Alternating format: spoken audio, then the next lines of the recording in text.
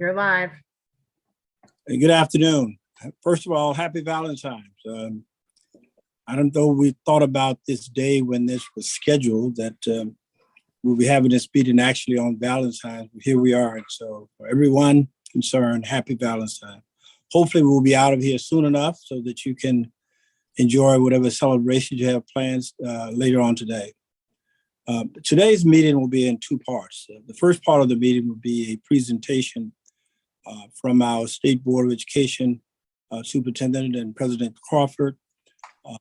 We will have approximately an hour and a half for that section. And the second part would be a consideration of the blueprint implementation plan that we'll have following that. We've allocated an hour and a half for the first part of that presentation. Let me apologize a little bit because I think there was a request for additional time. We have to be very careful about that because, for example, I have some additional programs to participate on a little bit later on after this program. And I want to make certain that we get to the blueprint implementation plan following this. In addition, this is just one of several meetings that we'll have with the state board and the superintendent and the president. So we apologize, we cannot accommodate all of that. We'll try to accommodate as much time as we possibly can. Hopefully we'll have some questions along the way. But let me also indicate something else today. This is not a decision day. We will not take this meeting as a format to try to make decisions about some of the more important things that we're looking at. The blueprint plan is too important. It is too complex and too difficult for us to try to engage in a detailed discussion and make decisions on the fly as it relates to that. We may have some questions regarding this as we go through today, but those questions are not designed for us to come to an ultimate decision today. I know that the board has a implementation plan, a blueprint plan committee. We will have a similar committee to work with you to make certain that we coordinate all the questions, all the concerns, the process, so that we'll have a formal process going forward, rather than to try to make decisions in a formal committee setting such as today. That's the process we're going to go forward. So today is not a decision-making day. Today is an opportunity to be further introduced formally, to get the broad perspective of the things that the board would like to present to us, and maybe some questions related to that. But let me also acknowledge, though, President Crawford and Superintendent, that I am very impressed with the amount of work that you guys have accomplished so far. I heard a presentation this past Saturday with Strong Schools Maryland of some of the work that you've done. I've looked at the various things that you've laid out for the board here to consider, and it's a great deal of work that you put together. And I'm very impressed with the thoughtfulness, the commitment that you put into this effort, and it shows very clearly that we will have a strong working partnership. So thank you for this hard work. Thank you for the commitment, and thank you for all the people that you brought together to consider this very ambitious program. Having said that, let me again emphasize that we've set aside an hour and a half for this section. Hopefully we can get to the meat of the discussion today and at least some questions as it relates to the overall plan that we have before us. But we're not going to try to make decisions today. So those of you who tuned in looking for precise answers, this is not that day. And hopefully we'll have those answers and have that plan worked out in such a way that we can move forward in an expeditious manner. So with that, let me again call President Crawford and Superintendent Chaudhry to come forward.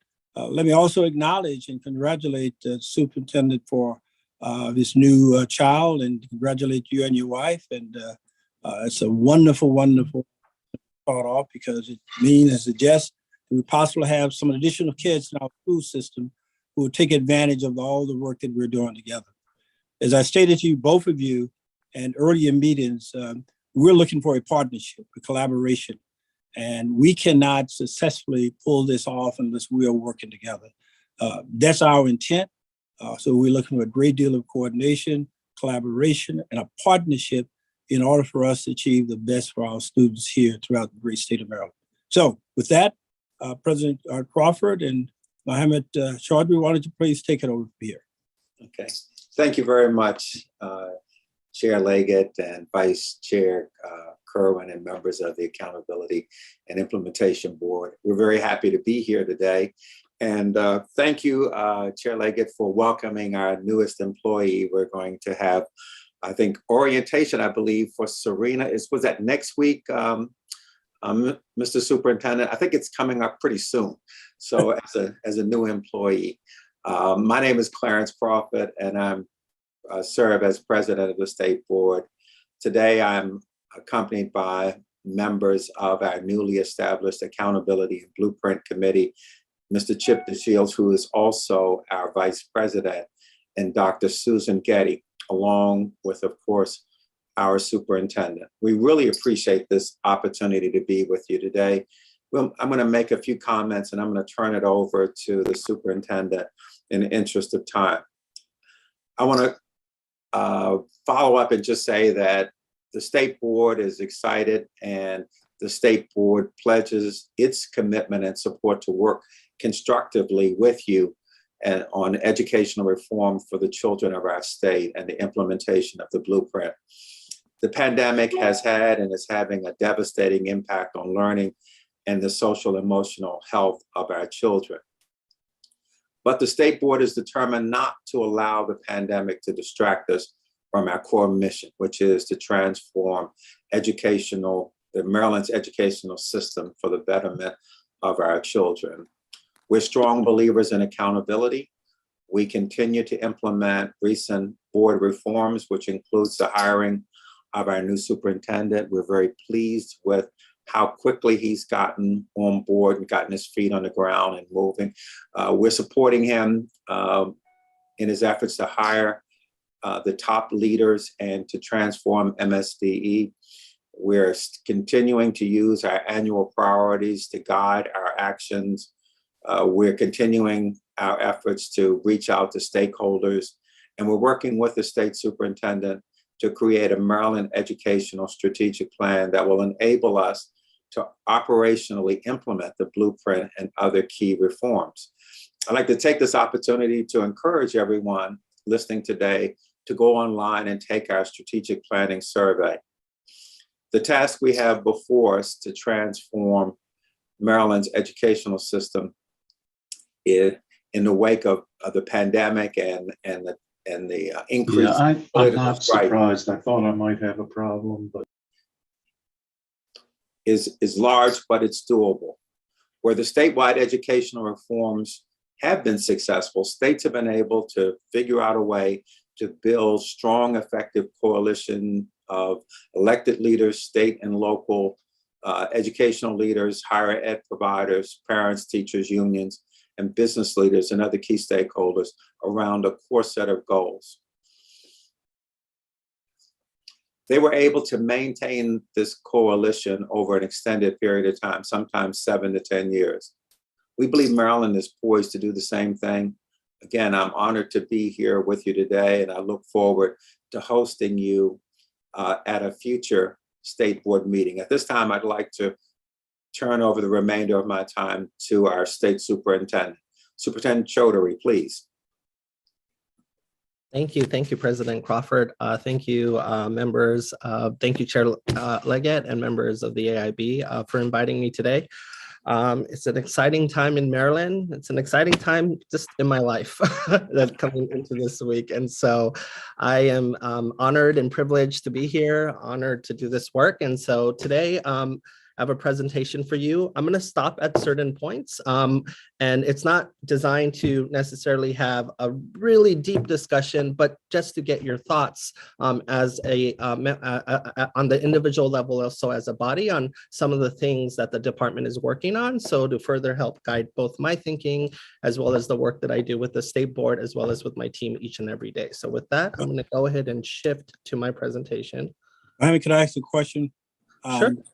If there are questions, would you prefer having those at the end of the total presentation or at those individual intervals? At those markers. I designed it specifically with those markers in mind. Just if it seems like it's running long, I would ask for your help, or I might not be shy and say, can we move on? Just to get some, but it's at those markers, yes. Okay, thank you. Great. You guys can see my screen? All good? All right. Looks like I'm getting thumbs up. Yes. All right, let's go ahead and jump in. So going to cover a few things today.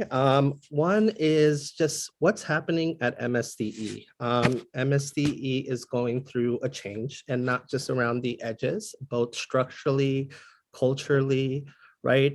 Also just how we present ourselves to the world. And so I'm gonna talk about some of those things, not everything, but some of the big things that I'm proud of to have been able to launch early on in my tenure.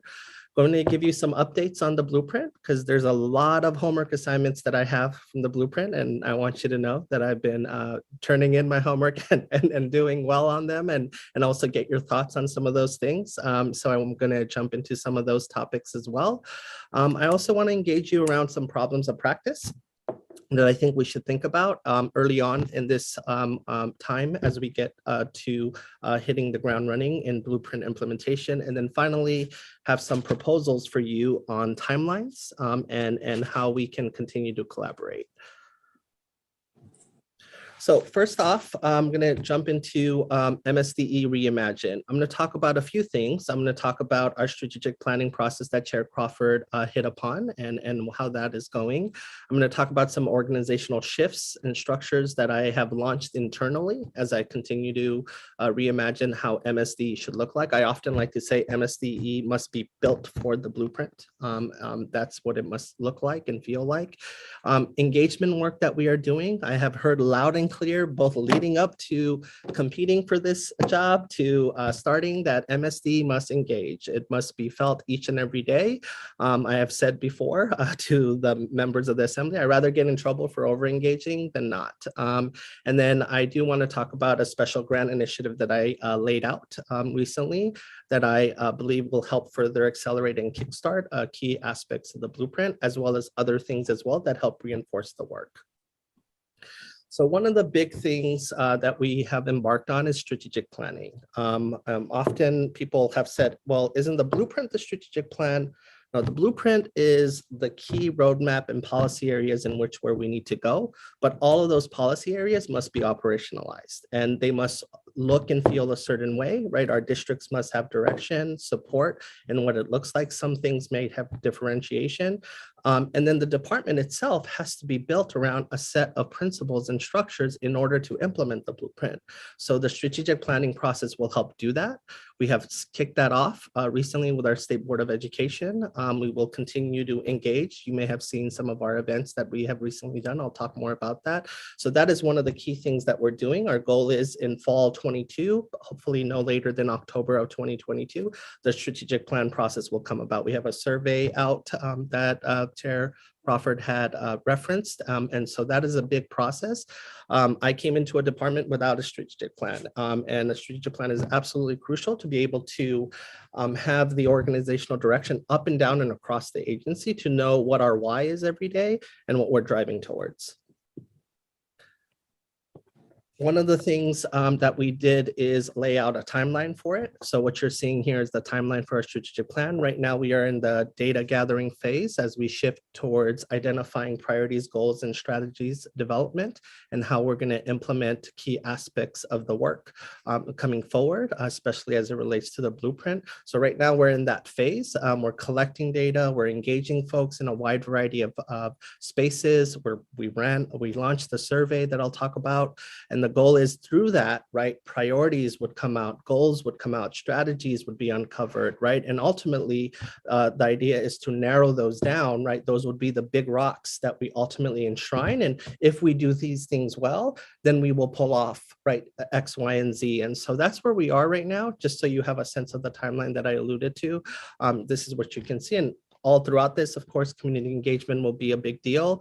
And of course, COVID is still here. And so we continue to respond to supporting our districts as well as figuring out how to navigate through COVID while also continue to have a laser-like focus on academics. One of the things that I did early on is launch a new office, and that office is called the Office of Strategic Planning and Continuous Improvement. It's all built on the concept of a delivery unit. If you've never read Deliverology, I highly recommend it. It's by Michael Barber and two of his colleagues. It was pioneered in England.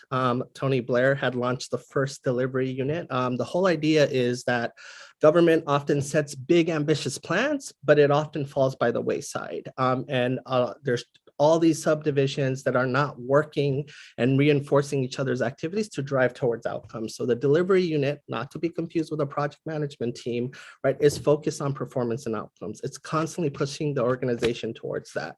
And so this is a concept that I ran in the districts that I've worked at. And so I brought the same concept here. So I took existing vacancies in the department, I repurposed them and launched this unit to be able to work up and down and across and to keep everyone focused on what our outcomes are every day, right? So what needs to happen in our early childhood department that will support our teacher certification department and our special education department? Someone needs to be a gel to ensure that what they do every day reinforces each other's activities that ultimately push towards outcomes.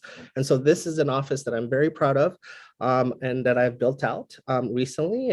I often say it's an extension of my brain all throughout the agency. It allows me to be in different places. And so again, if you're more interested in the concept of delivery units, there is a book and I highly recommend that you look at it. Finally, the other thing that I want to talk about related to just the strategic thinking and how we're approaching our work in MSD is we put out a lot of guidance. There's a lot of things on the website, some of it collecting dust, but we don't put out what I call playbooks. We don't put out how you can do something, right? We often say, hey, here's what the research says, here's a bunch of links and good luck, right? Versus highlighting best-in-class practices, highlighting what it looks like, right, in this school versus that school, and what I like to call playbooks. So one of the key shifts that we're making is shifting from just being a compliance and guidance-oriented agency to one that is not shy about putting forth playbooks. And so the playbooks would enable our districts and our schools to be able to look at specific topics and see what it looks like, what it feels like. How do you do these things on the ground? How do you operationalize a career ladder, right? How do you operationalize community schools? How do you tackle low performing schools? So this is something that I'm proud of, that we are going to be making a shift in. One of our first ones that we're going to do is around community schools, but those are the other ones that you see that will be coming just right on the horizon this spring as well. One of the big things that is very important to me is engagement. As I said, I rather get in trouble for engaging more than not. And so one of the things I did is, again, repurposing vacancies in the department, and I redefined our communications office to launch a community engagement office as part of it. So now it is repurposed as the Office of Communications and Community Engagement. And one of the key things in that subdivision, the community engagement team, is to serve as ambassadors, right? Is to be able to tell our communities the stories that are happening in our school systems, to arm our activists, right, with information and data to be able to keep healthy pressure both on us and our school systems to do right by our kids, to be able to explain and take complicated things like school finance and what that means at the most basic level, right? To be able to do those things. So I'm really excited to be able to launch a community engagement team. It's a team that will be made up of a deputy director who I've brought on, along with a set of community engagement coordinators. I often like to say that this is my organizing team. And so this is a very important concept to me. I think MSD must be on the ground regularly, must engage our community, meet them where they're at, create spaces that are easily accessible. And so this is built into the department. So I have a traditional communications office, but I also have a community engagement team that is a part of it. We will be engaging in multiple ways, right? We will be engaging in ways that make it very easy, right? In the era of COVID, right? Virtual platforms have made it easy for families and students and parents and teachers and every other type of stakeholder to engage in the virtual setting. We want to conduct focus groups, right, in person. We want to be, I often like to tell my team is like, I don't want to just throw parties. I want to also be invited to a party, and I want to be able to go listen and just and find out what's happening in various communities and settings, and then finally close the loop. Right, closing the loop is very important. Right, people want to see that you heard them and want to see that you're doing something around it. You may not always agree, but people value that you are listening and responding and the why behind why you're doing something. And so this is a very important concept in terms of how we engage our community. They're not just going to be one-off events. So you can go ahead and see some of our recent events that we've done. We've done some roundtables with some of our board members. We did a student roundtable with all of our student board members. It's a very amazing bunch, as you guys may know from your districts or in engaging with them. We did a teacher roundtable recently with our teachers of the year, and our board member, Rachel McCusker, facilitated that. We did a family roundtable with board member Lori Morrow, who's our parent representative. And again, I would ask you to look at that, the family roundtable, almost half of it was in Spanish. And you could tell the English speaking folks were a little uncomfortable, and I was totally good with that, right? Because it's very important that we embrace all of our communities in authentic ways. And so I definitely invite you to look at these roundtables, and we have many more coming out on the horizon. So if you have ideas for a roundtable, please shoot them my way. Finally, the last thing I want to talk about before I stop for a discussion with you to get your thoughts on where MSD is headed as an organization is this new grant initiative. So one of the things that I had the benefit of having is ESSER set aside, right? Money left over to the department after it got pushed down to the school systems for it to do different things with. I could have used it to create a new office. I could have used it to staff up the agency. But what I'm doing instead is pushing it down. But I'm not just pushing it down and like do whatever you want with it, right? It's specifically built around 7 high leverage strategies. We work closely with the U.S. Department of Ed. We got a lot of buy-in from them as well. It was recently released last week. Last week was, as I said, a big week for me. And it is also designed to help kickstart aspects of the blueprint, right? So the innovative school models, we want to see school designs that enable kids to be able to take their credits in flexible ways while also pursue internships, right? The schedule matters for what that looks like. We want to see our school system embrace very strong and aggressive school transformation efforts for our low performing schools. We want cohorts of growing your own, both a teacher pipeline, both to have teachers look like our students, but also to run cohorts of national board certification pathways as well. So these are things that the school systems can do, as well as many other things. So I definitely encourage you to look through this. I also highlight what I call exemplar models that are all spread out throughout the document as well. So this was recently released. With that, I'll stop for a little bit here, and Chair Leggett, if you can help me facilitate this. So what resonates with you as MSD moves forward with transforming its organizational structure and successfully implement the blueprint, and what questions and opportunities for further exploration to come to mind? So we'll stop here for a couple of minutes to just get your thoughts. Thank you. Rachel, you need to do that from your end, but I did have a question.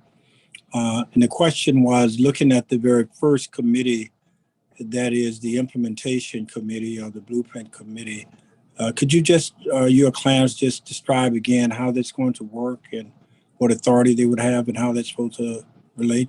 Because we're going to have a similar committee to work with that.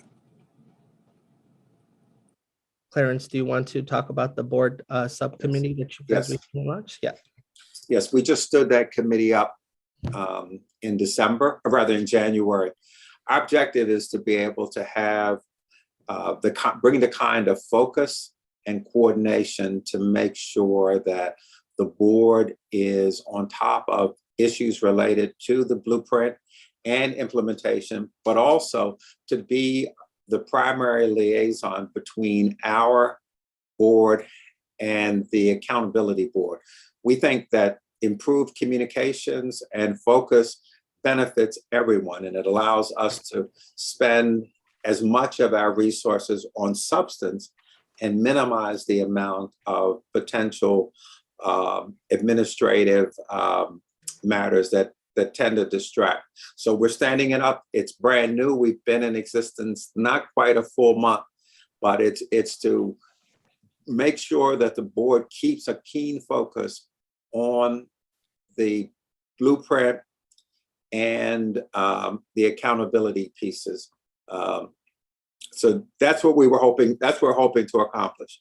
Would that be the committee actually make a decision, or you would recommend back to the board or back to, how does it work? Sure.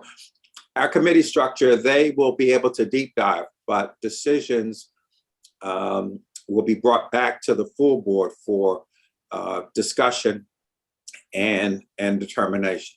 Yes. Okay. Yeah. Any other questions? Yeah, I have one. I have one, Ike. First of all, let me thank you, Mohammed, for your presentation and the energy and dynamism you've brought to your role and all the effort underway regarding the blueprint. I want to understand a little better about the strategic plan and your timeline for it. And here's the context for my question. The legislation requires, as sort of a first act in blueprint implementation, is for the AIB to develop a strategic implementation plan. And discussing the timeline for that, obviously it have to be changed given the late startup of the AIB. But once that plan is developed, then all of the entities are that responsible for the blueprint, the MSDE, the local districts, the CTE committee, higher education are supposed to submit their own strategic implementation plans tied to the AI for approval to the AIB. So how does the strategic plan you're talking about fit into the expectation that you will be responding to the AIB implementation plan once it is developed? I don't see any of these things in conflict with one another, right? So there are things that I just have to do to the organization to transform how it engages, like how we do customer service, right?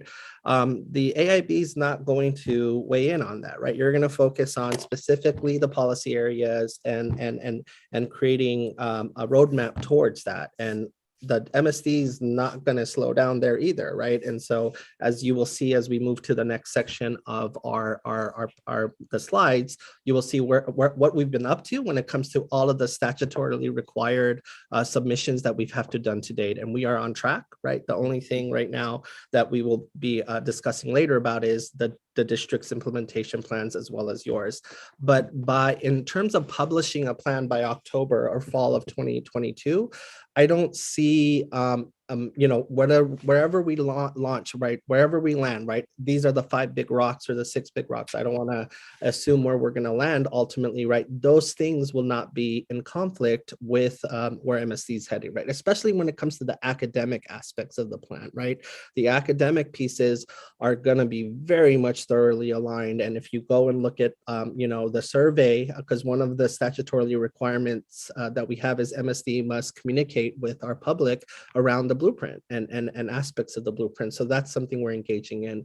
But my organization, right, does need to evolve, right? Does need to be able to understand how and why it does things every day, and what are our service level agreements with our customers, right? How do we respond to districts? As I described, the aspects of shifting away from guidance document to playbooks, right? Those kinds of things need to happen in order for the blueprint to successfully be implemented. So I don't see a conflict. If anything, I see myself being ahead of all the other agencies. So when it's time to turn in something to you, I'm going to have a lot of stuff turned in. Right. I appreciate that, and the fact that you want to all healthy, but you would, of course, fully expect, once we have developed our strategic implementation plan, you would fully expect to submit a implementation plan based on what we have developed. Correct? Yeah. Correct. I just don't, the only thing I would share is I don't see any of that being a mystery, right? Because we're going to be hanging out so much with each other and with one another. Yeah. So right. I'll be ready for it. Okay. All right. Thank you. Rachel, anyone else had questions this set? If not, we'll go on to the next portion. Yes, Dr. Doss and then Dr. Stapleton. Okay. Thank you, Rachel. And I'm glad, so glad to begin these discussions. And I did have an opportunity to attend the Family Roundtable on January 10th. It was impressive parent representation, including non-English speaking parents, and bringing up the impact of COVID and the challenge with mental health supports. And so I could see clearly how these types of listening sessions will provide information that would be critical to a strategic planning process. And my question is, how will MSDE actually engage various groups like the parents on the blueprint specifically? So the board and my team right now are mapping out all of the different types of engagement sessions that we want to do. And so we're tackling different topics, right? We just did a mental health deep dive one, right? It's related to the blueprint. There is a commission that's supposed to focus on those things. But as we continue to move forward on engaging around different things, right, we might have a specific engagement just on the career ladder, right, with our teachers, right? We might have a whole section on CCR. I want to do a whole session with all the kids who do apprenticeships, and I want to understand what they love about it and what they like about being able to have that time in their schedule. So essentially, we would take all of the blueprint topics that are on the horizon and we would engage around those. I don't see that being a tough task. If anything, where I see the biggest challenge is I'm always about expanding the tent. So I want to make sure that when we put out a call to fill a room, it's not the same people all the time. So that's very important to me. So, you know, what it looks like in the shore versus the western part of our state or the core, they're very important nuances, right? And so I would want to make sure that we have focus groups, roundtables, representation all throughout that. And again, I also am trying to map out all the different, the metaphor I used was parties happening across the state that we could be invited to, where we can also just listen and take notes as well. So those are some things in terms of how we would approach it. Thank you. Next question. In the interest of time, I'll just follow up with Okay. Mr. Chaudhry later. Thank you. Okay. All right. We'll shift into the next section of my presentation. So now it's updates on the blueprint and what we've been up to. So I know you guys are focused on developing an implementation plan, but there's work to be done, right? There's work that still must move forward, regardless of MSD strategic plan or the implementation. There are things that have been already laid out in law that we have been working on to make sure those things don't fall off the table or get even further delayed. And so I'm going to focus on three major reports that we recently published. And I'm not going to talk about every single recommendation, but one aspect of each of the reports. I'm going to talk about one of the major things that's near and dear to my heart, given the districts that I've worked in, is low performing schools and how the blueprint seeks to transform them, and work related to our national board teachers, as well as the expert review teams, which is an important support and accountability piece in all of this as well. And then finally, the massive shift in college and career readiness and what that work looks like at this time. So let's talk about PreK. The blueprint envisions, right, the state being able to create a universal PreK to the greatest extent possible, regardless of what is happening on the federal side. And we look forward to that coming down the line, hopefully in the near future, if not sometime in the future.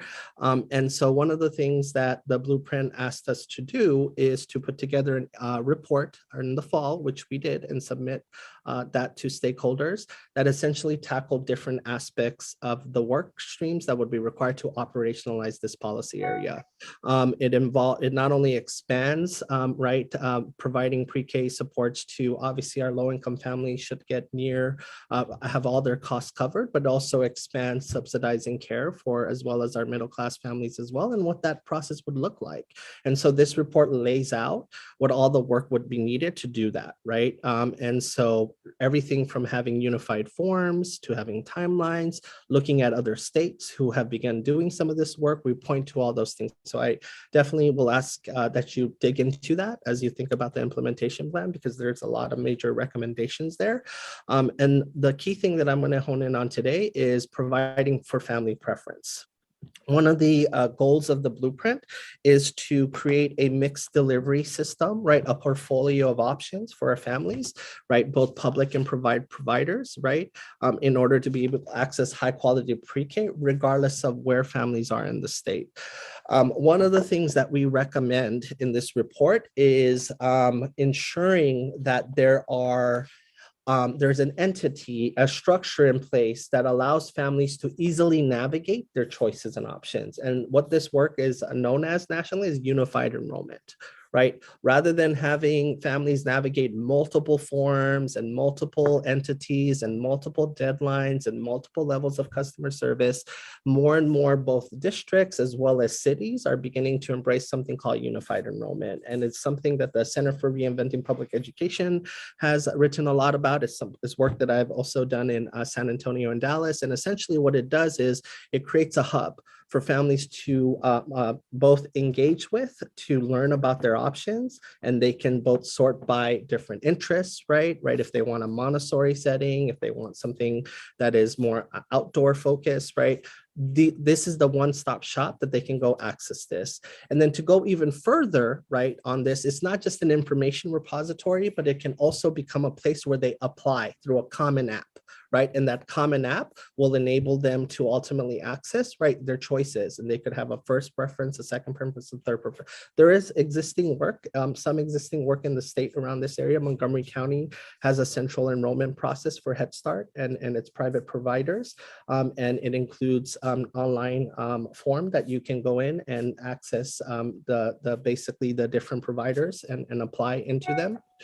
Louisiana has also done something like this, supporting 65 community networks, again, having a centralized income verification process. So easing the burden of time and different levels of customer service and having something very consistent. Denver has been a leader in unified enrollment for a long time. It's a high choice district, so it allows families to have different choices within the district. It also did this with its pre-K work as well. Indianapolis is one model that I often like to point to. It has something called Enroll Indy. It's a citywide approach, right? It's a nonprofit entity with its own governing board, right? And you can go ahead and go look up Enroll Indy and explore the website. Families are able to sort their preference. They're able to apply. Each provider has real estate on the website that they can both update certain things. There's unified timelines to make sure that families both can navigate not competing timelines. So this is going to be a very important piece in all of this as we envision and operationalize this notion of a mixed delivery system, because I can tell you right now, for families to navigate preference and options, it tends to skew towards privilege and affluence, right? In order to navigate that. So in order to ensure that our families, especially those who are historically disadvantaged or lack the social capital, we have to make it easy on them to be able to explore their options.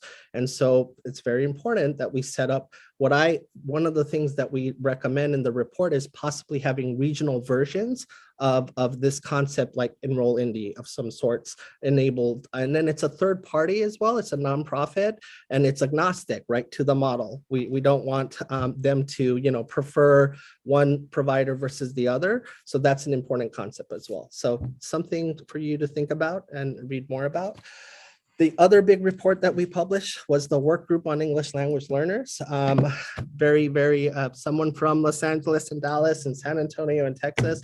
English language learners is something I'm very passionate about. I personally decided to chair this work group. We have met starting in the fall and we are continuing to meet. I shared the link with you where you could see the recordings of our sessions. And the charge was to look at several things, to look at the state of ELs currently in Maryland, to look at existing policies and practices and data, to study national best practices and research around who's getting it done when it comes to supporting our ELs and their families.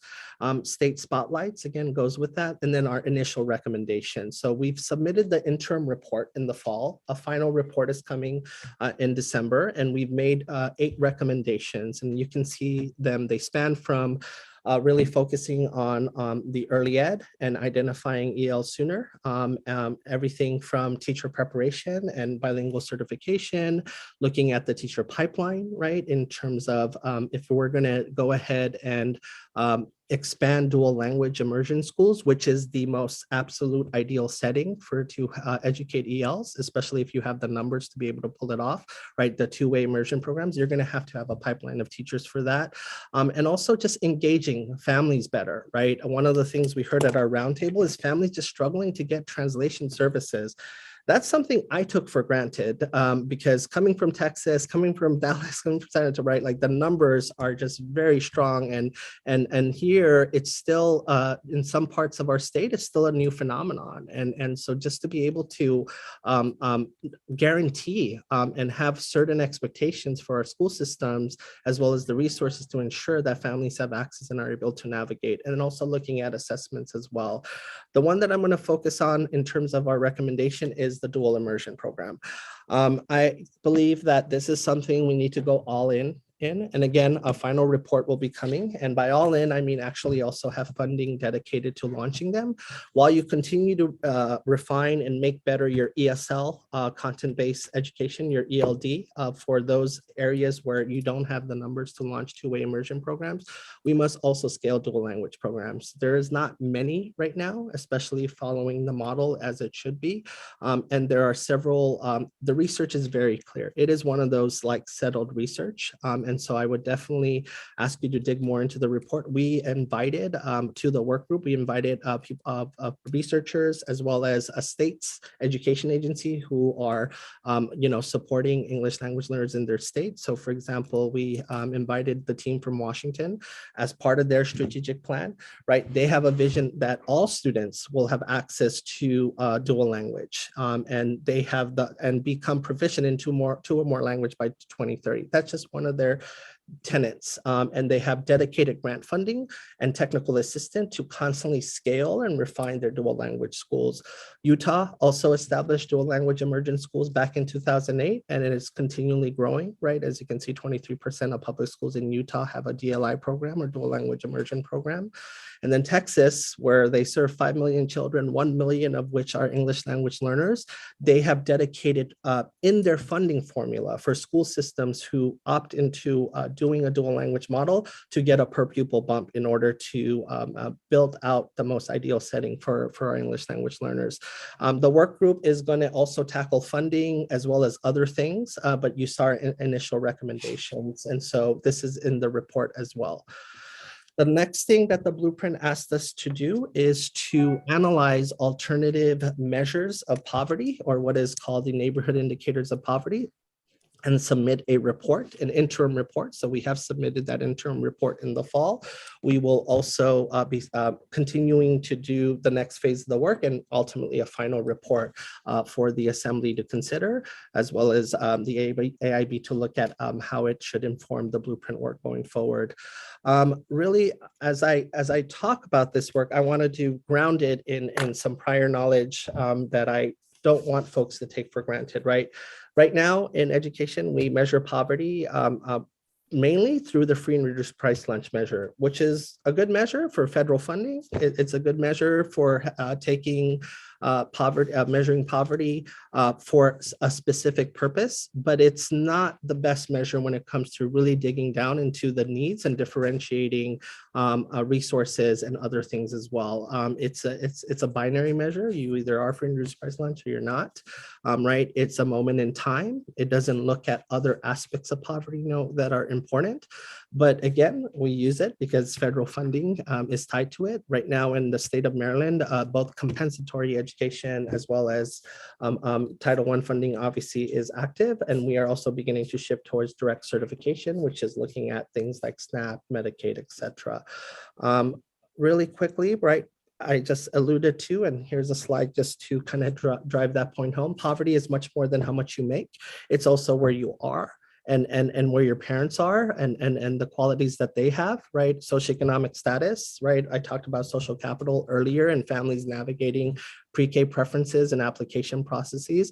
This matters, right? And we should be able to look at that in more nuanced ways and dedicate resources. And I don't just mean dollars, I also mean high quality teachers, as well as other things as well, to be able to support our families, right? One of the things I loved about the blueprint when I first saw it, and I was, right, is the notion of trying to tackle the debate around adequacy. What is adequate enough for a child in a high poverty setting living in Baltimore City versus another part of our state, right? What is that per pupil amount? What should it be? And how much does it cost to be able to provide that high quality education?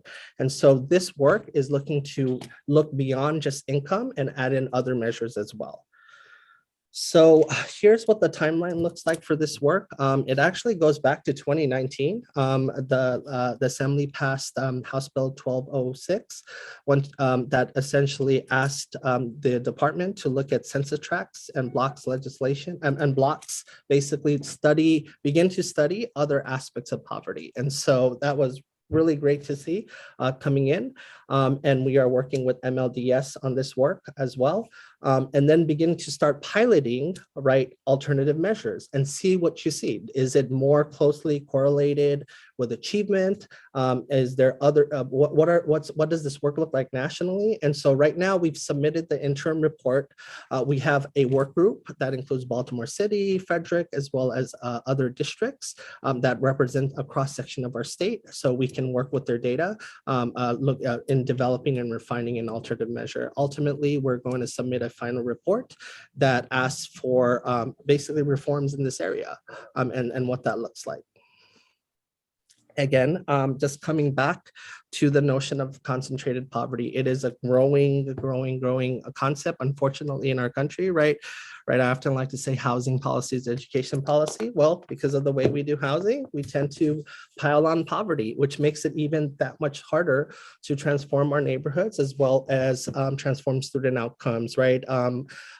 Right. One way to describe this is a double disadvantage, right? Not only are you living in poverty, not only are you poor, but you are also living in a surrounding where others also have similar qualities as you. And so this concentrated poverty is on the rise in our country. And so that is a cause for concern.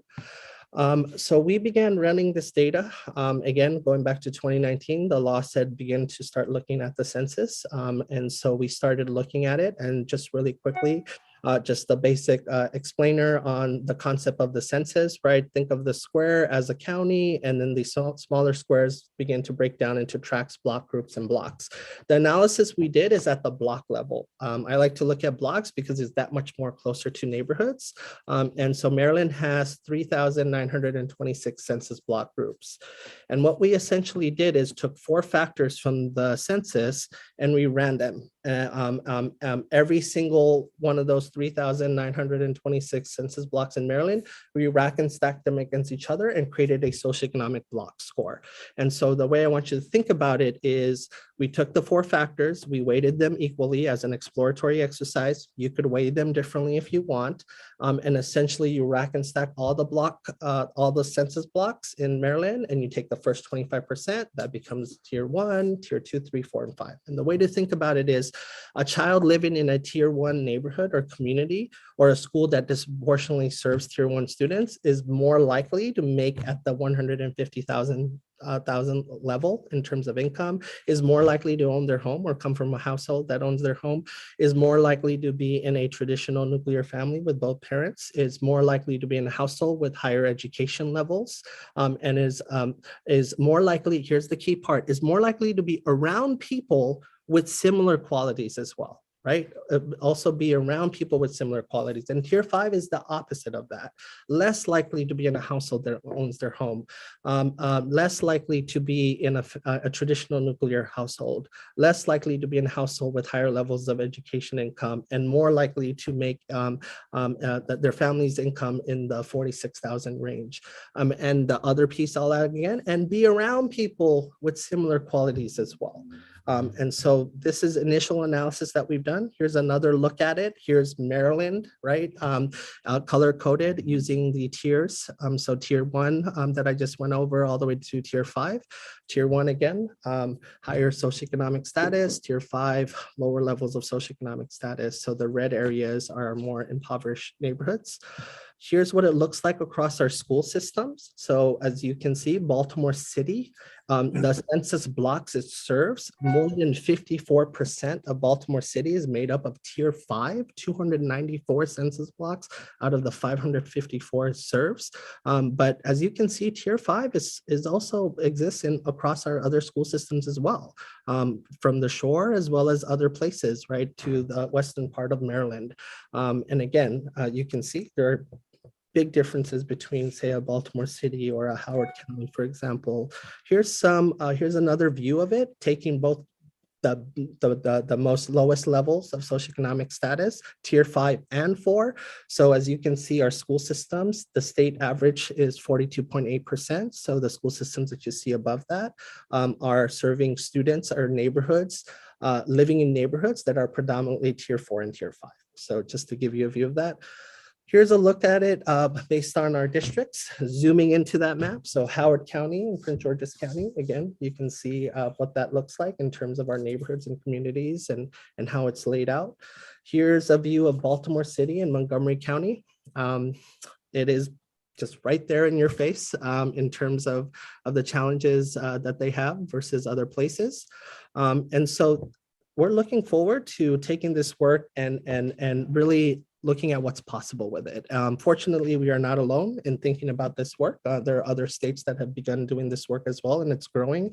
New Mexico recently passed an act that essentially identified a set of schools that is the most impoverished schools, and then gave them grants ranging from $20,000 to $430,000, and enabled those individual schools to be able. Let me interject 1 second. A huge amount of money on poverty in neighborhood, counties, districts, what have you. And I think we sort of get the picture on that, and it's very comprehensive. So for the sake of time, I just want to. Yeah, I just have one more slide, Chair Levy, and then I'm stopping to have a discussion with you guys. If you can just let me finish up this slide. So this is what New Mexico did. The key thing is here, the schools get that money and it stays at the school for those purposes. Texas, this is work that I'm proud of to be able to bring to Texas as well. They used it in the same way. They revamped compensatory education using the blocks methodology. They also built their career ladder system on that, where teachers get an additional allotment on top of base pay, ranging from $3,000 to $32,000 based on where they are teaching and such at the school level. So I'll stop there. So what resonates with you about the recently published blueprint reports? What questions or opportunities for further exploration come to mind? Let me step back 1 second, because when you got to the section of poverty, I was thinking of what I read earlier in reference to the National Board Certified Teachers. And if you superimpose, I think it was about 1,700 teachers throughout the entire state. That's right? That's coming in my other. I'm not one of those kinds of thinkers. I think coordinated. Yeah, right.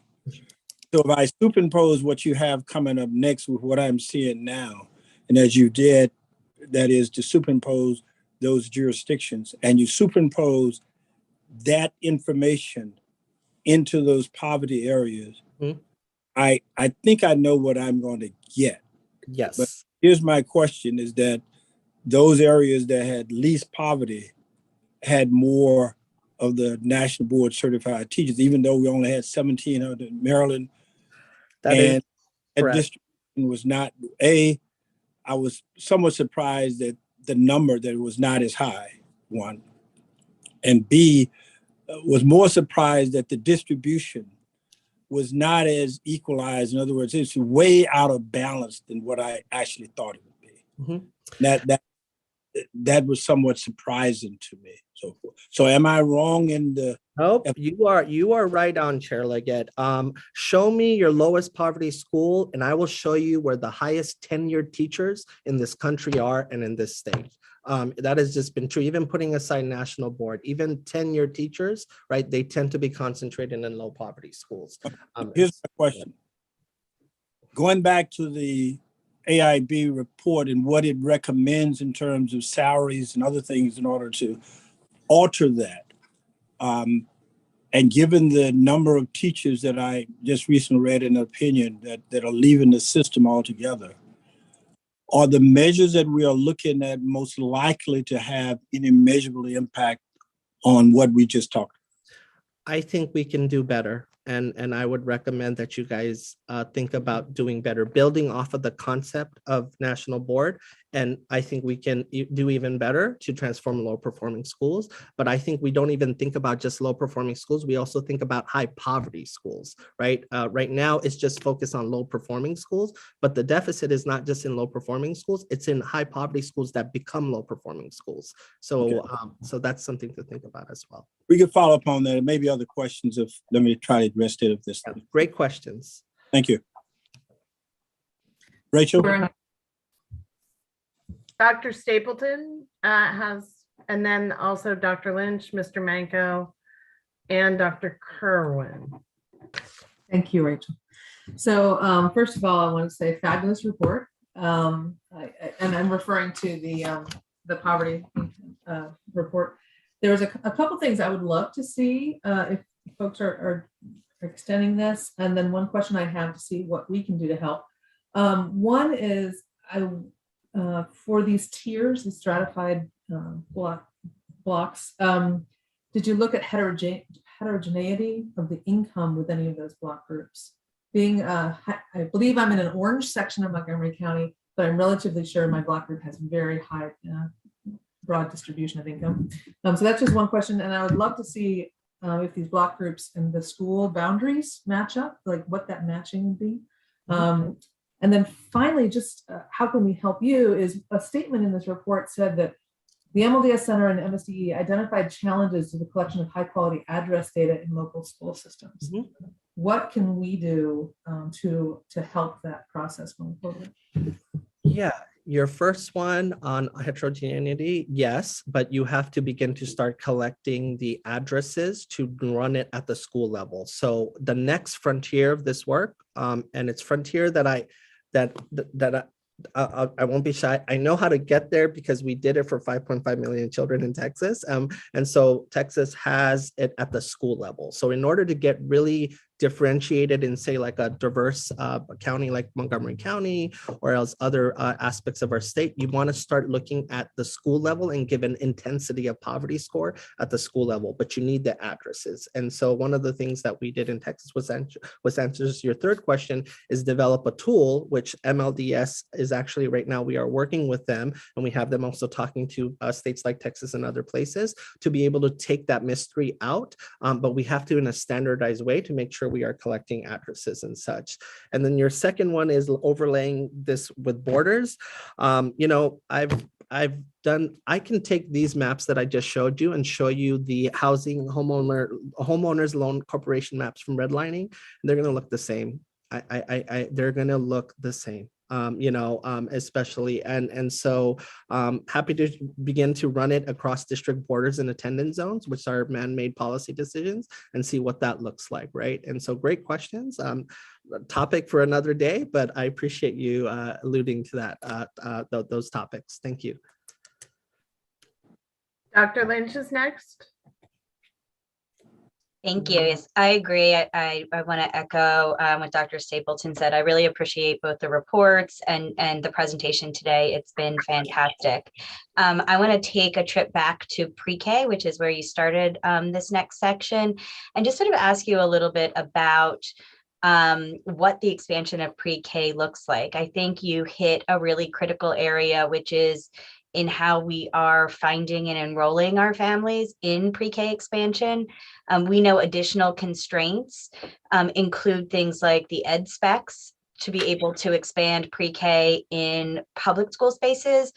and also the availability of private school partnerships right now. We're hearing from several different districts that there just isn't private school seats to be able to do the expansion. So how is MSDE conceptualizing these constraints? And again, how can the AIB be supportive in being able to accelerate the expansion of pre-K?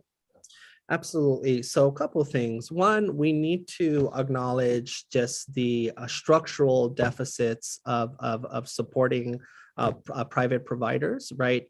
Just because of how it's structured, right? It's an industry that does not pay, cannot pay competitively like our school system. The blueprint looks to do that, which is great, as long as they meet the quality benchmarks. That alone will be a challenge as well. You are asking a mom and pop owner who does not have a degree to ultimately go get certified while still keeping their business open, right? So we're gonna have to make sure we create avenues for flexibilities for people to be able to both level up while also be able to, that will ultimately give them that per pupil to be able to competitively match what public schools are doing. One of the sections of the report is the pre-K supplemental grant, which we essentially want to continue to fund slots. We want to continue to annually, both in a targeted way, continue to expand our private providers. That is going to be absolutely crucial. And then also make sure that they stay open, right? And that's not just going to be related to, funding, but it's also around business practices and such. And so one of the things that we recommended recently as part of one of the bills that are at the table that's looking to provide relief funding similar to the federal stabilization grant for our private providers is create something called shared service alliances. This is where you just take, a mom and pop set of private providers, and you have an entity. The U.S. Chamber of Commerce has done really great case study of this work where they do the back office for them, right? So they're able to help them manage their payroll, do their taxes, do recruiting, right? And also be able to help them sustain themselves. And so that's something that we also need to think about as well. So, but while we're doing that, we need to constantly be funding the expansion of providers and such. The one thing I will say, and I'll say this as a district person, we're not built to share with private providers. We're not built to, and so that's why I think having a third-party entity who is neutral to that region and city be a player in helping to support families in navigating their options. Not saying districts don't want to do this, but we're not necessarily built for this. And I think that's something to look at as well. Mr. Manko is next. Yeah, thank you, Dr. Chaudhary. I was hoping you could speak a little bit to how the reimagining of how poverty is measured in Maryland, what that means on the ground for a student or a school that's in a tier 5 track, and how this is different from the current systems we have for COP funding and school-wide Title I funding. So the blueprint definitely is right on with the concentration of poverty grants, right? It's looking at 80% and ultimately down to 50, but it's still based on the Title I percentage, right? So the difference would be like San Antonio. I'll give you an example. You saw Baltimore City's map. It looks exactly very similar in terms of the deep levels of red. On compensatory comp ed funding, which Texas used to build on Title I, we used to get $50 million. On the new tier approach, we get $80 million. And with a new set of rules to make sure it lands in the school and is parked in the school that actually serves those students. And it must go to specific things. So it has some policy, it has some practice and policy bounds to it versus here's the concentration of poverty grant and do some things with it, right? Versus you must invest in these things, right? So I think that's the next frontier to think about, right? So it is a difference maker in terms of getting that much closer to adequacy because you're beginning to fund also challenges related to socioeconomic status and class, right? Beyond just income. The other thing as well, you could look at it to begin to fund different allotments for what teacher pay looks like in a career ladder, right? Rather than just focusing on low performing schools, you give the biggest edge to those schools that tend to have a revolving door of new teachers and less tenured teachers, right? And so if you're a rural school system or a high poverty school system, Baltimore City, you have the biggest edge to pay the teachers the most, right? This is why this was a very big bipartisan issue in Texas and as well as in New Mexico. So those are some ways we can begin to think about it. Thank you. Dr. Kerwin has the last question. Well, actually, Joe asked my primary question, but just as a little bit of a follow-on, Superintendent, would you see this concept as expanding the number of community schools because of this broader definition? I think it would not. I think it would give the funding to those that have the deepest level poverty. Right now, the way it's funded, community schools, it's more spread out actually. This one ensures that, again, you can only work with the pie you have, or you expand the pie, right? What this says is that school who you gave that community school grant to, it actually deserves more.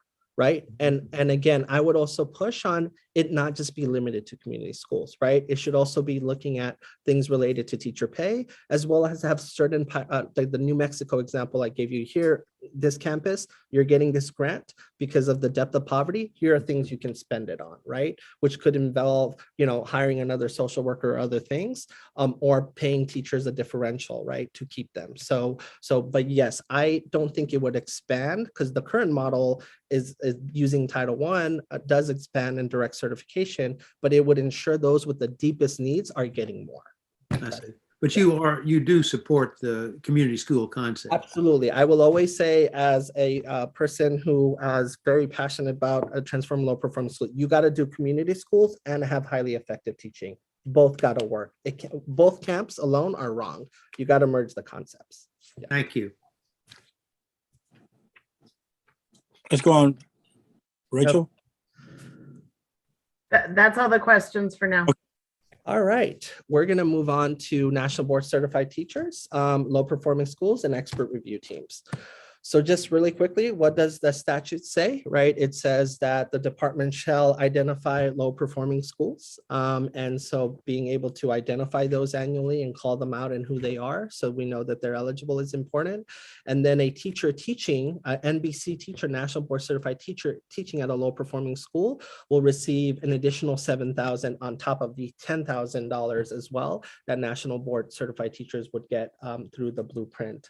One of the challenges we had early on with the language was like the department shall identify low performing schools, the county board shall identify. So we quickly worked with PZAM to get to a shared definition, because one of the things I was going to draw a hard line on the sand is that I don't want 24 definitions of low performing schools.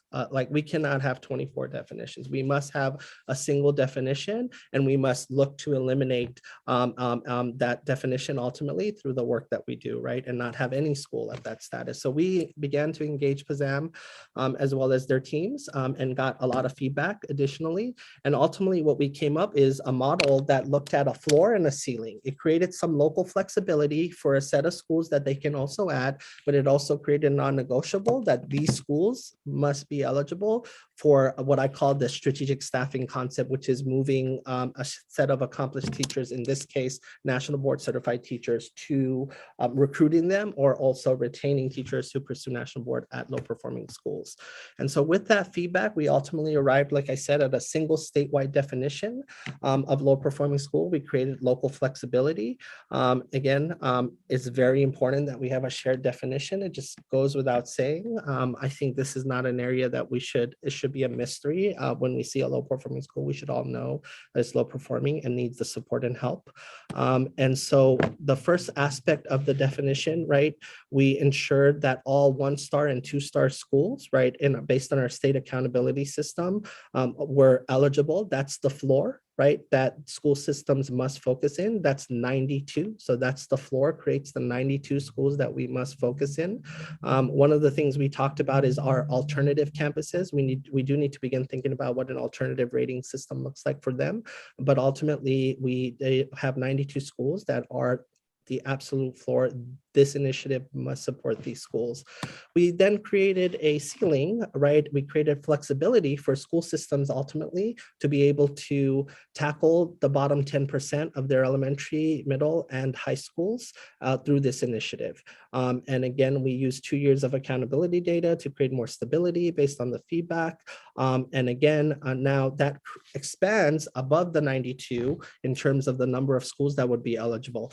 I'm calling this low performing schools framework 1.0. And every year we're going to keep publishing the next framework to show which schools are still part of low performing schools, or which schools are entering it, and which schools were part of the last framework that was published, because a school can get out. And as you know, the blueprint says that a teacher can continue to receive that stipend for, as long as they stay at that school beyond the year that they came in when it was low performing. Here's what it looks like. So this is using the floor and ceiling approach. There's 208 schools, and as you can see where they are concentrated.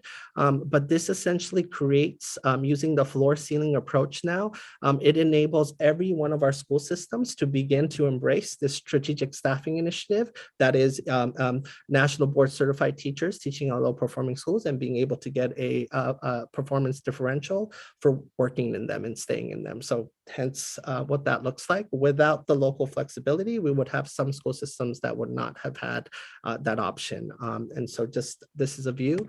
Here's what it looks like today. We have 1,700, Chair Leggett talked about this. And so we have over just a little bit above 1,700 national board certified teachers.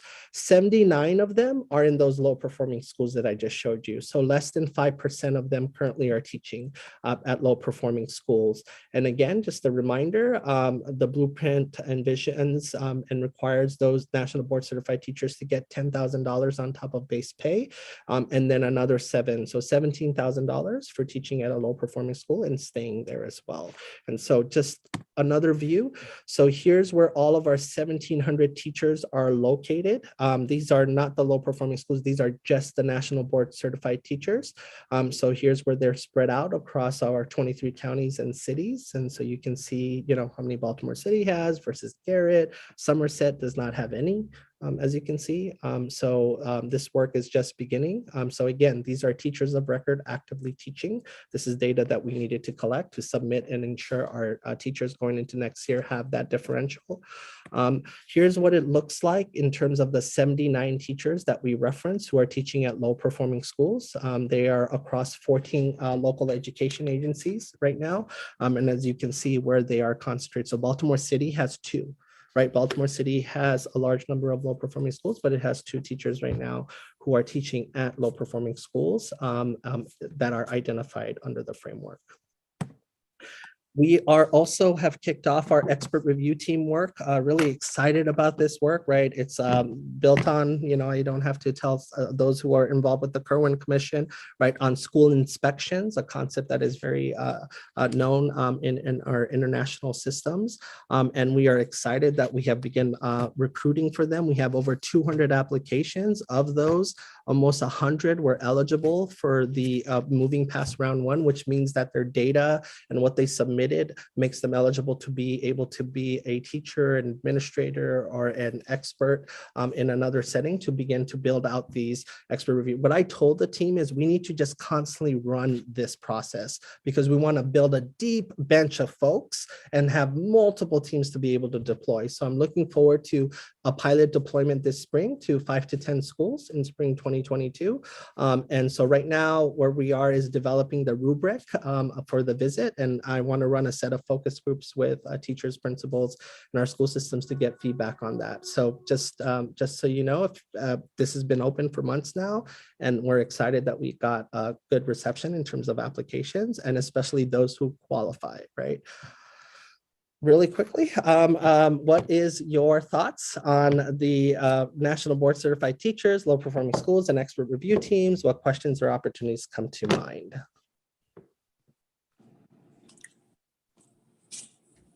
Dr. Lynch? Yes, thank you. Going back to nationally board certified teachers, I guess a couple things that I noticed in the report when I was previewing it is that there was some data about the benefit of incentivizing teachers getting national board certification. One of the things that I was looking for is there evidence that national board certified teachers improve student performance is my first question. And then my related question is about just sort of looking at how little we have of our national board certified teachers, is what kind of additional strain will that put on either communities that have a high amount of low performing schools. And so, you know, sort of how do you place teachers when you have so many schools that have needs? And then conversely, what do you do about those school systems that have perhaps only one teacher in the whole entire district? How are those decisions made about where teachers are going to be placed? So those are, I have a million questions about this, but those are sort of my two top questions. Yeah, on the research, I'm a huge research head. You can see later on, I do cite some of the gold standard research around national board certified teachers, and there is evidence of their effectiveness. The one thing that is big in all of this is national board certified teachers alone in singletons is not enough to transform low performing schools, right? You need more than just the quality teacher. You need additional layers to it as well. And I talk about that in later on in the presentation under what I call the strategic staffing initiative models across the country. And yes, it is something to think about and what that looks like. There's an Alabama case study that I shared with you and later on in this presentation that looks at, they essentially pursued the same thing. The amounts were less, right? But essentially they said, you know, here's what you get for national board. Here's what you get if you, what they call challenge schools, right? And the demographics had to be in a certain level in order to go to those schools. And there's some progress in terms of how many teachers moved, but not dramatic progress, right, over time. So something to think about there as well. I appreciate that. And then my second question is actually about the expert review teams and the rubrics that you are developing. I guess one of the things that is always on my mind is how are we creating and transforming a culture of education in Maryland so that we are encouraging our districts to be creative, to be responsive, to be adaptive in order to really move the needle for students. And so how are you developing your rubric that becomes more than just a checklist of compliance, but really becomes about being thoughtful, creative, and reflective in practice? My team can tell you I am obsessive about this rubric because there's a lot of rubrics in education that go nowhere. And this is not supposed to be really a gotcha. It's supposed to be a rubric that should hold true to the test of time. These are qualities that define an excellent school culture and excellent practices, regardless of school model, whether you're a dual language or Montessori or traditional neighborhood school. And so we are looking at like work that's been done around the concept of expert review teams, right? New York has something called school quality reviews. It has 1 million kids and it has like a whole dashboard. We're looking at rubrics done across the country as well as internationally. And like I said, I also want to benchmark it with some of our game-changing principals and teachers and get feedback as well before we finalize. And that's why I want to pilot this spring before it becomes formalized and pressure tested. Dr. Stapleton? Yep. So just following up on that question that Dr. Lynch asked, it would be very important that we're identifying, in fact, high performing schools and low performing schools when we go visit them. How comfortable, given that this existed before you came, this accountability system, identifying 1-star and 2-star, how comfortable are you with the components that are going into that? I believe we need an update to our accountability system to be built for the blueprint era. I will just say that. I think that's a session alone in and of itself, but I think we need to, we need an update. And so I think it's not enough that it's currently structured. And I think we need some more nuanced measures related to growth, related to prioritizing CTE, as well as some other things as well. So I'll just say that. Another session on that. Okay, thanks.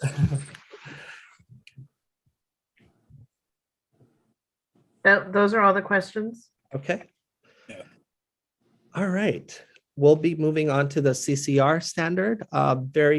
Very massive project and undertaking that really truly defines what our kids should know by the end of 10th grade before they move on to either pursuing higher education or begin to jump into career and be workforce ready and work within a high demand field. Just a reminder, what does the blueprint say, right, in terms of the CCR standard? It says that by the end of 10th grade, right, our students will jump into pathways. They have to be CCR ready, so they have to know certain things and have accomplished certain things by the end of 10th grade. And then they can pursue pathways, whether it's an IB diploma, taking more AP courses, pursuing a early college or middle college associate's degree before they jump into college, and then or jump into an apprenticeship that ultimately helps them jump into a career out of college. I'm sorry, out of high school. And so this is a very big, everything we're doing ultimately converges here, right? Everything we're doing ultimately converges here and then ultimately requires covenants between higher ed and industry. And this will ultimately define or make or break the success of the blueprint. I mean, this to me, we got to get right? Ultimately, everything we do from pre-K and on will be defined by how a student is by the end of 10th grade. And so that's what the blueprint calls for.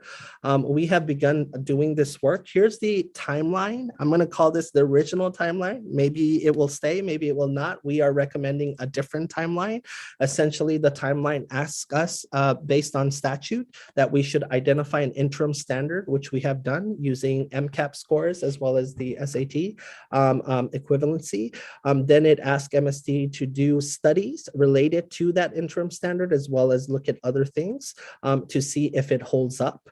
And then it asks school systems to start the support pathway, which is the students who are not deemed college and career ready at the 10th grade early on, and then ultimately revise the standard based on the studies, and then put in that new standard starting in 23-24.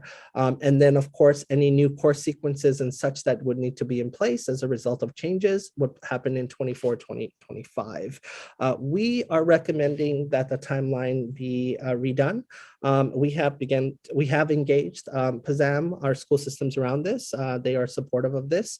Essentially, the front end of it will stay the same, right? We will have the interim standard that is set. The board is going to, the state board will be looking at that this month to adopt. We will conduct the 2 studies, and I'll say 2 rather than 1, and I'll tell you why we're doing 2 studies. We will begin collaborating with the LEAs around what this work will look like ultimately, and what kinds of shifts they need to make, what kinds of new courses need to be created, what kind of hiring decisions need to happen, all during next school year. We revise the standard based on the findings of the study, and then ultimately both the CCR pathways as well as the support pathway should go live in 24-25. We still use the interim standard along the way, but this is a massive undertaking that requires school systems to completely reimagine course sequencing, reimagine how hiring looks like, right? It also reimagine what time looks like, right? For students to be able to do apprenticeships on a meaningful level, you have to restructure what high school looks like, right? Especially at the 11th and 12th grade level. And so the funding would remain active, right? We will use that proxy of the interim measure and continue to do that going forward. But we believe that this timeline creates for a more thoughtful implementation in order to get this right, and also gives time for MSDE to create new courses, pressure test them, pilot them, and ultimately make them live if need be. Here's what the interim standard is. So just so you have it, it essentially looks at the MCAP scores in English and math, and then the SAT equivalency based on a study that we did with Mark. And so this is what the standard is. And as mentioned in February, the state board will be looking at that to adopt. And so this is what we're using currently to identify the students. And again, this is defined in statute. So we are following statute in that. We want to begin to start thinking about what the design principles related to the CCR work should look like. And right now we have 3 that are top of mind. Moving beyond just using a single test score to deem a student CCR ready is going to be very important, given what the research shows around student success. Equitable access to post-CCR pathways. We want to make sure we're not institutionalizing tracking or limit kids from taking an AP course if they want to take it earlier in their pathways. For some courses, it might be better to start in 10th grade and then ultimately take more advanced sets of courses later on in that sequence. And then the post-CCR pathway should not inhibit a kid's ability to pursue other interests, right? If they want to do music, if they want to take an elective, a one-off elective that they're passionate about, that course sequences should be designed that creates for that room and flexibility in their schedule. So those are some 3 things that are top of mind for us as we pursue this work. MSDE is commissioning 2 major studies to determine the skills and knowledge necessary to succeed in college. And we are doing an interim study with Mark at UMD, and then we are running an RFP to do a longer term study. And we want to not only look at the interim cut scores that we just presented to you in the last slide, but we also want to see what other measures are good predictors of college success and career success, such as GPA and course sequencing and completion. And so that is something that is happening now as we speak. And after the study is done, right, we hope to see what kind of revisions need to be made. Again, the post-CCR pathway, once a student is deemed ready, they would enter into the pathway in which they are following and pursuing. So whether that is, pursuing off to higher ed or moving on to a community college, dual enrollment or early college, and then of course CTE offerings if they want to jump into the workforce rather than pursue college after high school. It is all about, right, having specialization by the time you get to your 11th grade year. Here are some examples of what this could look like. So I'm going to give you 3 examples. We published a report that was not required by statute. So you have that report and we invite the public to look at. We provide more examples in that report. So here's a student who is pursuing the AP pathway. So they are deemed CCR ready by the 10th grade. And as you can see in 11th and 12th grade, their course sequence is very heavy on the AP class. The question that we have around this is what deems them ultimately like you fulfilled this pathway? How many AP courses ultimately deem you that you have fulfilled this pathway? Is it 5? Is it 6? Right? Does it have to be 10? I don't think it's 10, but it's something to think about as well. It's very different from pursuing an associate's degree because there's an actual end goal. But if you are just taking a bunch of AP courses, right, what do you get to deem right, other than going to college, of course, what is deemed like appropriate in terms of that pathway that student has fulfilled? So this is an example of that. Here's an example of a student pursuing the AA degree or the Associates of Arts degree. It's an earlier middle college model. As you can see, a lot of their course sequences as they get to the junior and senior year are going to be dual credit, right? That ultimately leads to the associate's degree. And this student can take a wide variety of electives, but they're going to have to obviously meet the graduation requirements when it comes to English, math, and such, and whatever university requirements are as a result of that. So this is an example again of a student who's CCR ready by the end of 10th grade and pursuing an associate's degree. Here's a CTE example. So this student is deemed CCR ready by the end of 10th grade. And they ultimately begin to enter into a field, a workforce that they are interested in this case, construction, right? And so they are pursuing courses that ultimately can help them earn the certification, the NCCER certification, the National Center for Construction, Education and Research, and then also do an apprenticeship that ultimately helps them jump into a paid apprenticeship, obviously, that helps them jumpstart their career and then ultimately continue on after high school as well. So this is an example of what a course sequence could look like for students in the CTE pathway. The support pathway is going to be a big deal to get right? These are students who are not CCR ready. And as we know, historically disadvantaged students, as well as students of color have historically struggled with this because of the learning conditions in which they have gone through historically. And so it's going to be very important in how we design the support pathways, because we have to be able to catch students up and then they can begin to start pursuing their pathway. That's why I think it's very important in the design principle that we don't land on precluding kids to be able to take an AP course or to take a CTE course, even if they're struggling. There is good research on kids taking AP courses and still having an effect on how they are able to persist in other opportunities beyond that moment in time, right? And so what is that going to look like? Are we going to create innovative classes? Are we going to have credit recovery spread out throughout the year? Required summer courses, required tutoring, right? What are the ways that we can basically design opportunities for students to be able to make them both efficiently and effectively and meaningfully CCR ready when they are not deemed CCR ready? So, and again, when and how students may retest or demonstrate readiness, alternative methods to meeting the standard, semester length courses, we should be really looking at how we look at the Carnegie unit and how we define time currently, right? Do we continue to require kids to take a year-long course, or do we semesterize things so they can show readiness sooner and begin to go deeper into their pathway?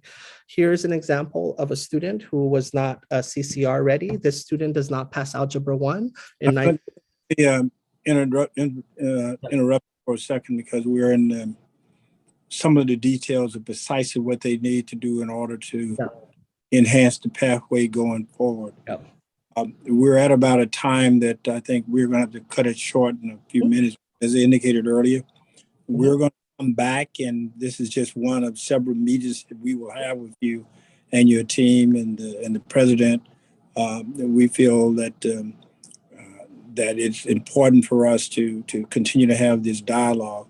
Why don't you hit to particular areas that you may want to hit now? Yeah, I definitely will. So just really think long and hard about the CCR. I'd love to come back and go deeper on this. I do want to also come back and talk to you about some problems of practice. Do please post this presentation for the public.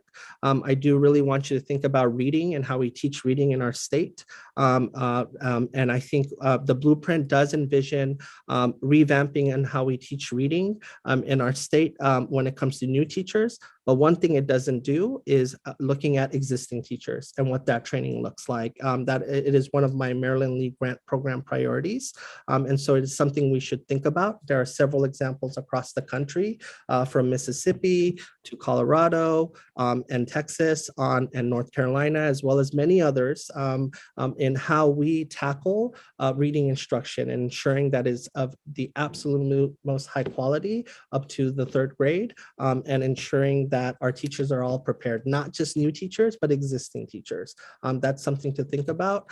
The other thing I want you to think about, as we talked about CCR, is the power of GPA. There is just powerful data, decades old, it's not new, and that shows that GPA is a stronger predictor of higher ed success than standardized test scores. So I invite you to look at those case studies. No surprise that SAT, ACT results tend to track with income, not tend, does track with income and opportunities in life. But please do look at the case studies. Chicago has a very powerful one. It is that much more powerful when it comes to student completion of college. Look at what community colleges are doing both in our backyard. Everett Community College, the new president of Howard Community College came from there. They have a pact with their Washington high school saying that if students pass the high school courses in this area with a 2.5 GPA or higher, then we are not going to put kids in remedial courses. We are going to have them make sure that they take credit-bearing courses. So this is something to think about, the UC system in California as well. Where I want to get to right now is specifically the timeline matter. So let me get there. Yes. So one of the big things that we talked about was altering timelines. And so we already talked about the CCR timeline and proposing a new timeline. So this is what statutorily is required. This is what the post-CCR this is what the proposed timeline is from us that we believe that you should seriously consider in order to better align when the support pathway and the CCR pathway start, as well as are allowing for a thoughtful implementation plan for our school systems. Let's talk about the implementation plan. So this is what the statute requires, and this is where I will begin to wind down today. So the statute requires, right, that by February 15, AIB publishes a comprehensive plan. MSD develops the criteria by which plans should be evaluated, school systems implementation plans, and then school systems submit their plans on June 15th. And then there's no deadline in statute, but AIB would approve or reject the plans and ultimately, and then we would move forward.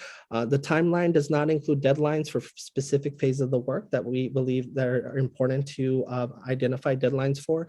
And it also lacks necessary time for planning, support, and deep levels of stakeholder engagement. And I'm not even gonna just go into Omicron and COVID and everything else going on in the world. Here is our proposed timeline. We believe by April 15th, MSDE would come to you and present a recommended template and evaluation criteria for LEA plans.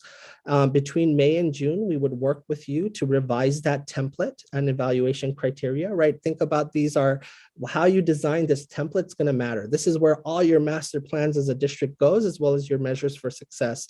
LEAs would receive the template in July. And then ultimately we set off a set of required workshops. Notice that I said keyword required workshops. We should work with you to publish or offer opportunities for our school systems to take a set of workshops to develop different aspects of their plan. Some of them can be differentiated if a school system wants to go deeper on the career ladder or deeper on CCR or deeper on just how to set success metrics. We offer that. And we have a set of non-negotiables on which ones they must participate, but we also offer differentiation. And ultimately, the plans are submitted by March 15th of 2023. This approach, I believe, one, allows for formalized collaborative design time.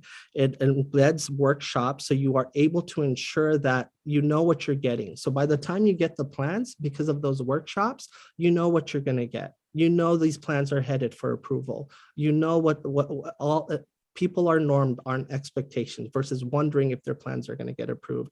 And again, it allows for meaningful engagement, and we would also require that in the template. So this is one big aspect that I do want you to consider. And then my last set of asks for you is I would love to have dedicated time in your meetings to come and present and engage with you, whether it's 30 minutes or an hour. I think it is very important that we have some space to engage with you on a regular basis. I promise to be interesting in each time.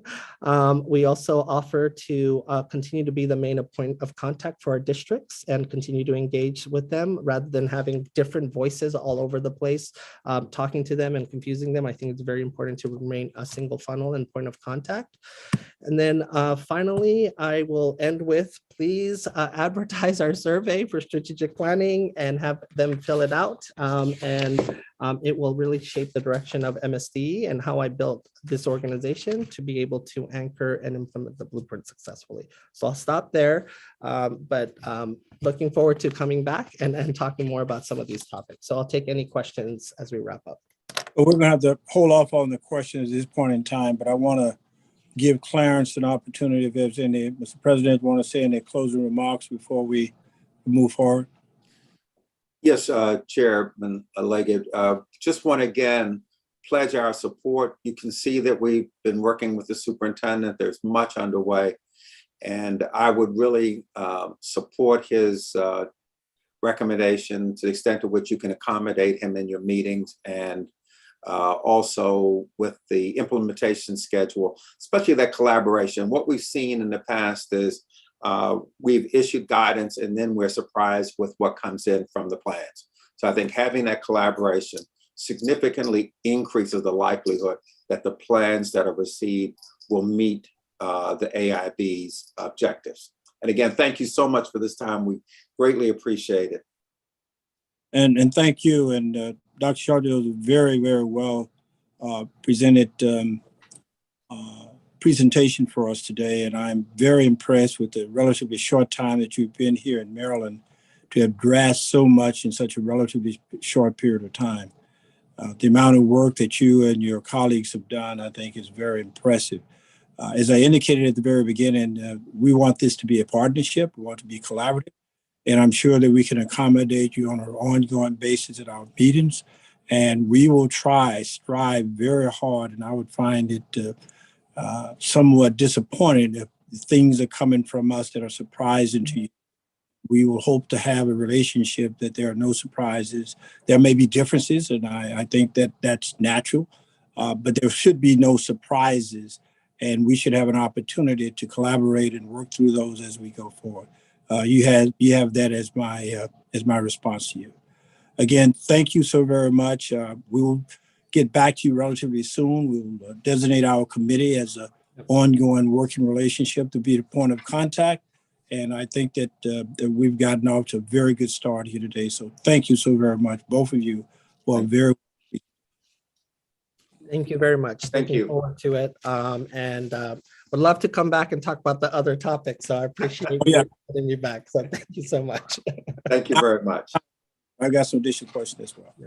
Thank you. Rachel, where are we here?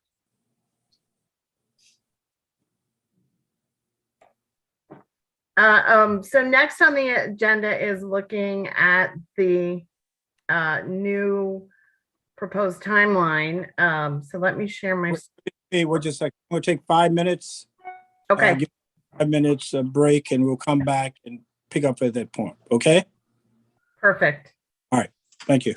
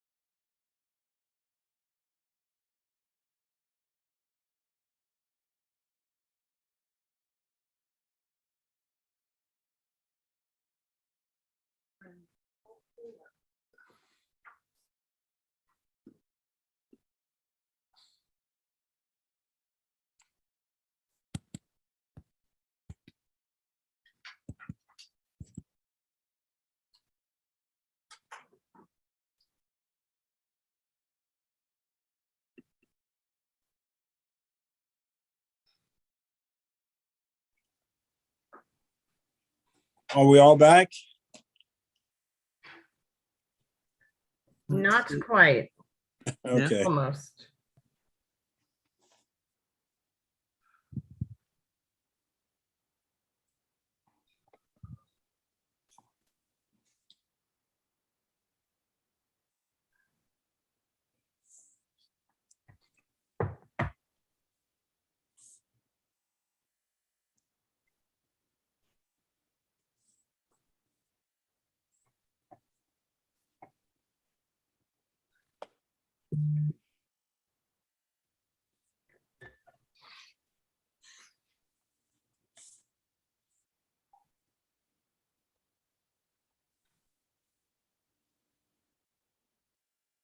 Okay, we're all back.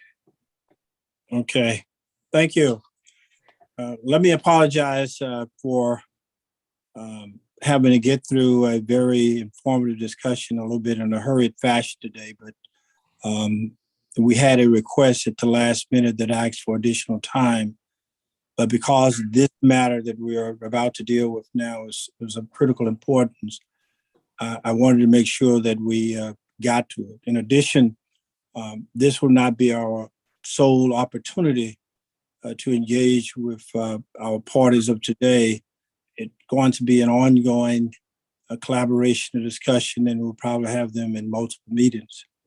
In addition, I will be establishing a contact committee that will be our implementation committee to work with their committee in order to be the major contact for us. That will be the methodology for how we look at differences, work out those in a format that I think provides us with ample opportunity to engage in an ongoing way that would be involving staff as well as members of the board. Critically important for us because as you can see, there's an awful lot of information. There may be some differences here and there, and I certainly do not want to have us engaged in a public fight where we have not had an opportunity to discuss thoroughly with them what those differences may be, and an opportunity for us to work through any particular problems that may develop along the way. That's the way I want to see us move forward in a collaborative manner because this is too important for us not to get right in. And so we have to go in that manner. So the discussion about our differences and how we proceed, how we can make changes or adjustments will be done hopefully through that committee. The committee will work through, come back with recommendations so that the entire board is apprised of those and concur with the direction that we must go.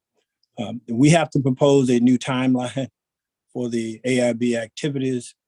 As you know, we started relatively late, not relatively, quite late, and the original times simply are not consistent with the time for which this board can, in fact, reasonably react. Unfortunately, the dates are actually in legislation. And so we have to propose to the government leaders an alteration of that. And we have to at least try to work through those differences either in legislation or some other format. What you have before you, what we, I think, for the most part, displayed last week. And at the conclusion of this sort of brief discussion, I hope that we can come to a resolution to move forward in a way that allows us to put together a letter that I would like to send to our government leaders asking for a formal change of the times. Rachel, why don't you take it over from there and proceed accordingly? Perfect. So I'm sharing my screen. Hopefully everyone can see. Okay, thank you. So this looks familiar. This is the original plan and timeline, and adding in what's actually happening at this point that we talked about last week, actually. This is the new proposed timeline that we discussed last week with a couple of modifications. The most substantive is moving the time when MSD would submit the criteria that they would propose to be used for recommending whether or not the AIB should approve an LEA's plan. Previously, it was in November, and November was in keeping with how the statute laid out the process.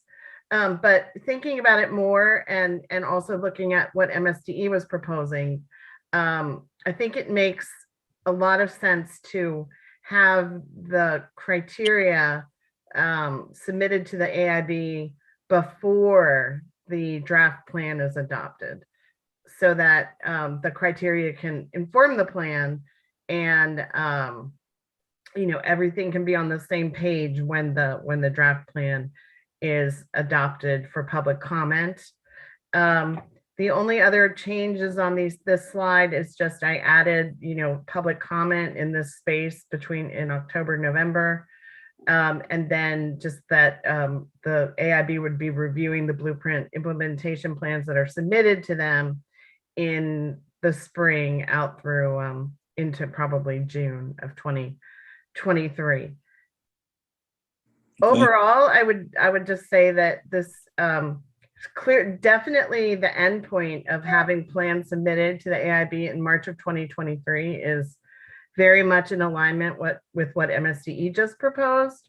They are proposing to get started in terms of that criteria and a template a little sooner than what I think we're envisioning. I think the superintendent said that MSD wanted to submit potential criteria and a template for what the LEA plans would look like in April.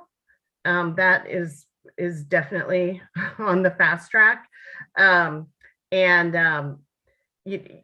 timeline says September. I think that it could be sooner than that, but this would be a no later than sort of date if it were in statute. So I think that there's still room for the AIB and MSD to have discussions, particularly with these two committees, around what makes sense in that time frame between the spring and the summer. And I think what the superintendent proposed in terms of technical assistance, the workshops, all of those things that he proposed and talked about, fit, I think, nicely into the framework that we have laid out here for the spring and summer and fall and even winter activities. I had a question that that occurred to me over the last week or so, was the hiring of the additional staff and support to gear up and support much of this work, because if we maintain this timeline that we're recommended, how would that fit with our ability to have the additional staff aboard to help us work through our portion of this and our committee and all the other things that we need to do to make sure we're doing this appropriately? So I think that we're going to need to be very thoughtful in our staffing up and think about sort of a short-term plan for staffing up and then the longer-term plan for staffing up. But at the end of the day, I think we are going to need to lean on some outside consultants, as well as AIB hired staff and of course MSDE staff, in order to do all the things that we're talking about doing over the next 8 months or so. Got you. All right. Are there any questions or discussion that we need to have at this point in time? I think Yeah, I have a question, Ike, if I might. Yeah. Sure. So Rachel, in March of 2023, we will be approving strategic implementation plans from whom? So March of 2023 is when the plans would be submitted to the AIB to review and then approve. All of the entities that are responsible for implementing a portion of the blueprint are required to submit implementation plans. So that would include, of course, all the LEAs, which we tend to focus on, but also MSDE, the Higher Education Commission, teacher preparation programs and institutions, community Okay. colleges, the CTE committee. So- I've probably forgotten some, Yeah, but okay, so it's a you've long answered, list. my question. So, Mr. Chairman, one thing that I see as something we need to have further discussions with MSDE on is the thought that they would have a strategic plan done in September of this year, when we would not even have put out our strategic implementation plan. So Yeah. they would be putting together a plan that, was, not necessarily aligned with ours. So I think that's one of the issues we need to have some discussion with. We did, and I think you somewhat hit on that in your earlier Right. question. Yeah, Response that I got was that I'm going to prepare and put forth ideas, suggestions, and be oversupplied and prepared to respond to whatever you do, so that it still would end up being consistent. Yeah. But again, Britt, I think that's something that our committee can right, bash through. But that's one of the questions we have to make sure right. bash out. I think it would be confusing to the LEAs if they put out an implementation plan that doesn't Before. line up with what we ultimately put out. Right. Needs to Yeah. be discussed. Yeah. Yeah. Okay. So that's one of the questions we need to work through, and that's top of the list.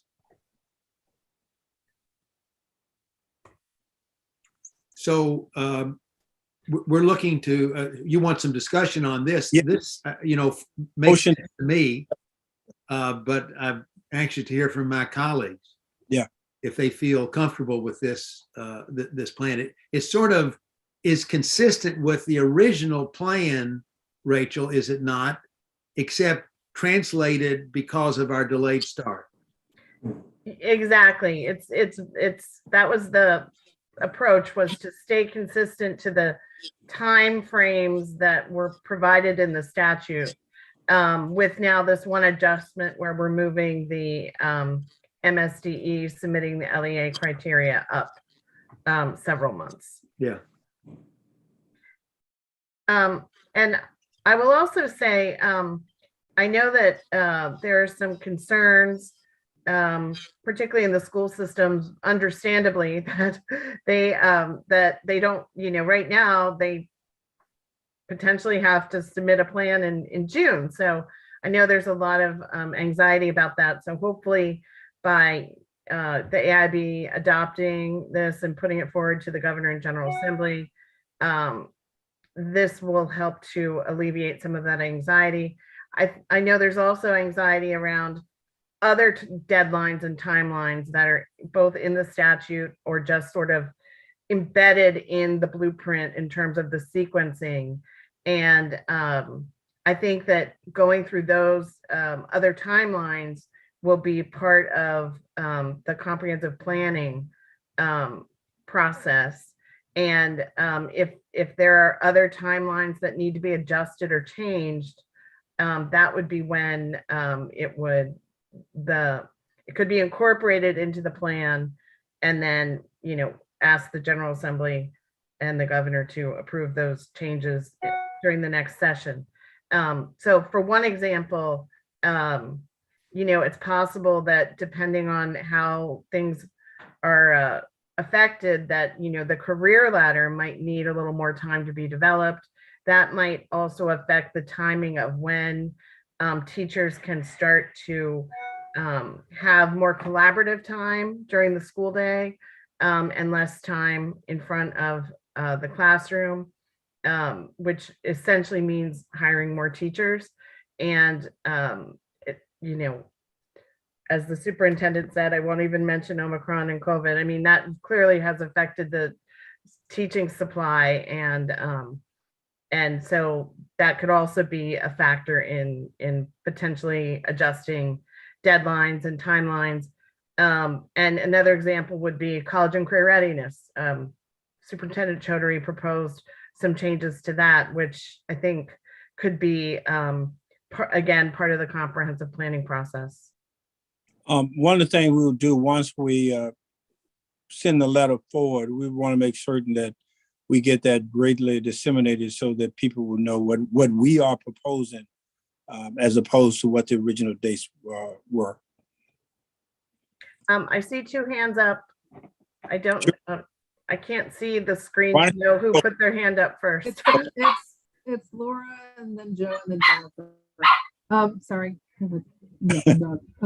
I just wanted to mention a couple things. One is Superintendent Chaudhry mentioned holding workshops for LEAs to help them do things. I think that's a great idea if we can work in concert with them. And so I'm not sure that summer element that says begins to provide training / technical assistance makes sense. We might want to be further along in terms of our draft plan.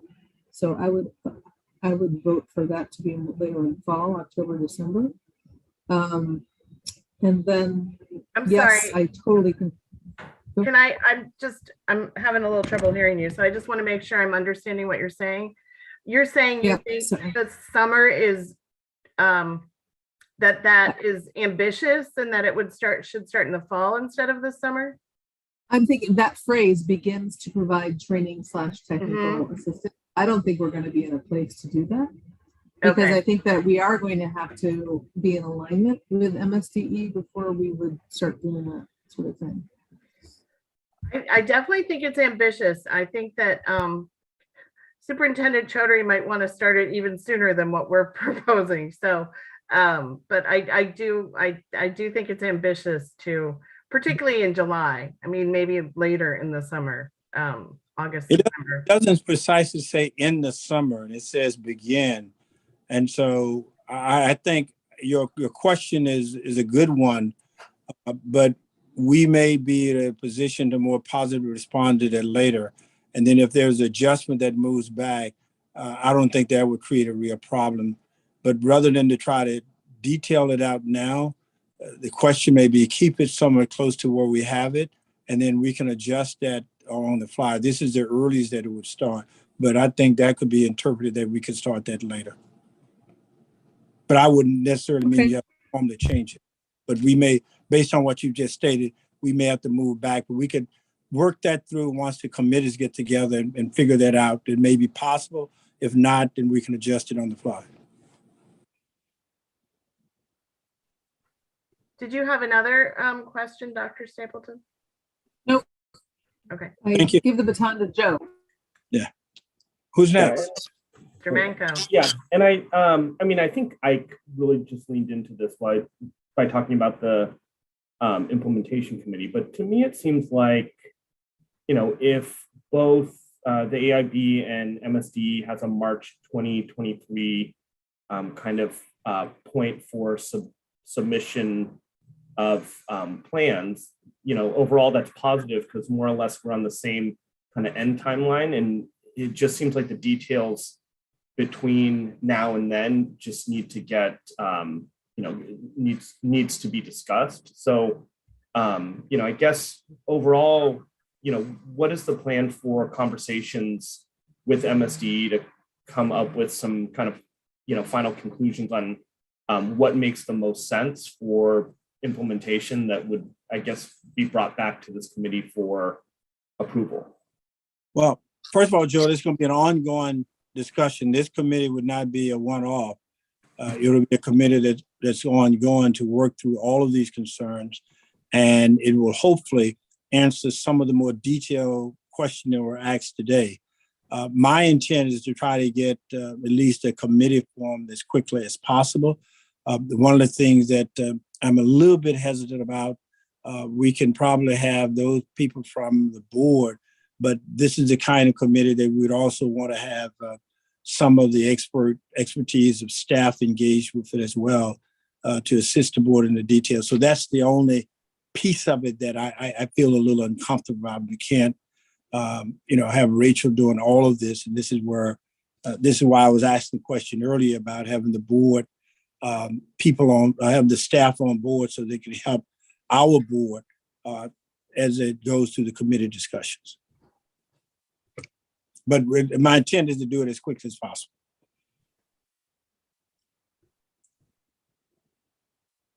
Any other question, Joe? Dr. Lynch. Okay, so a couple quick questions. Is there anything that the LEAs would need to submit in order to release funding?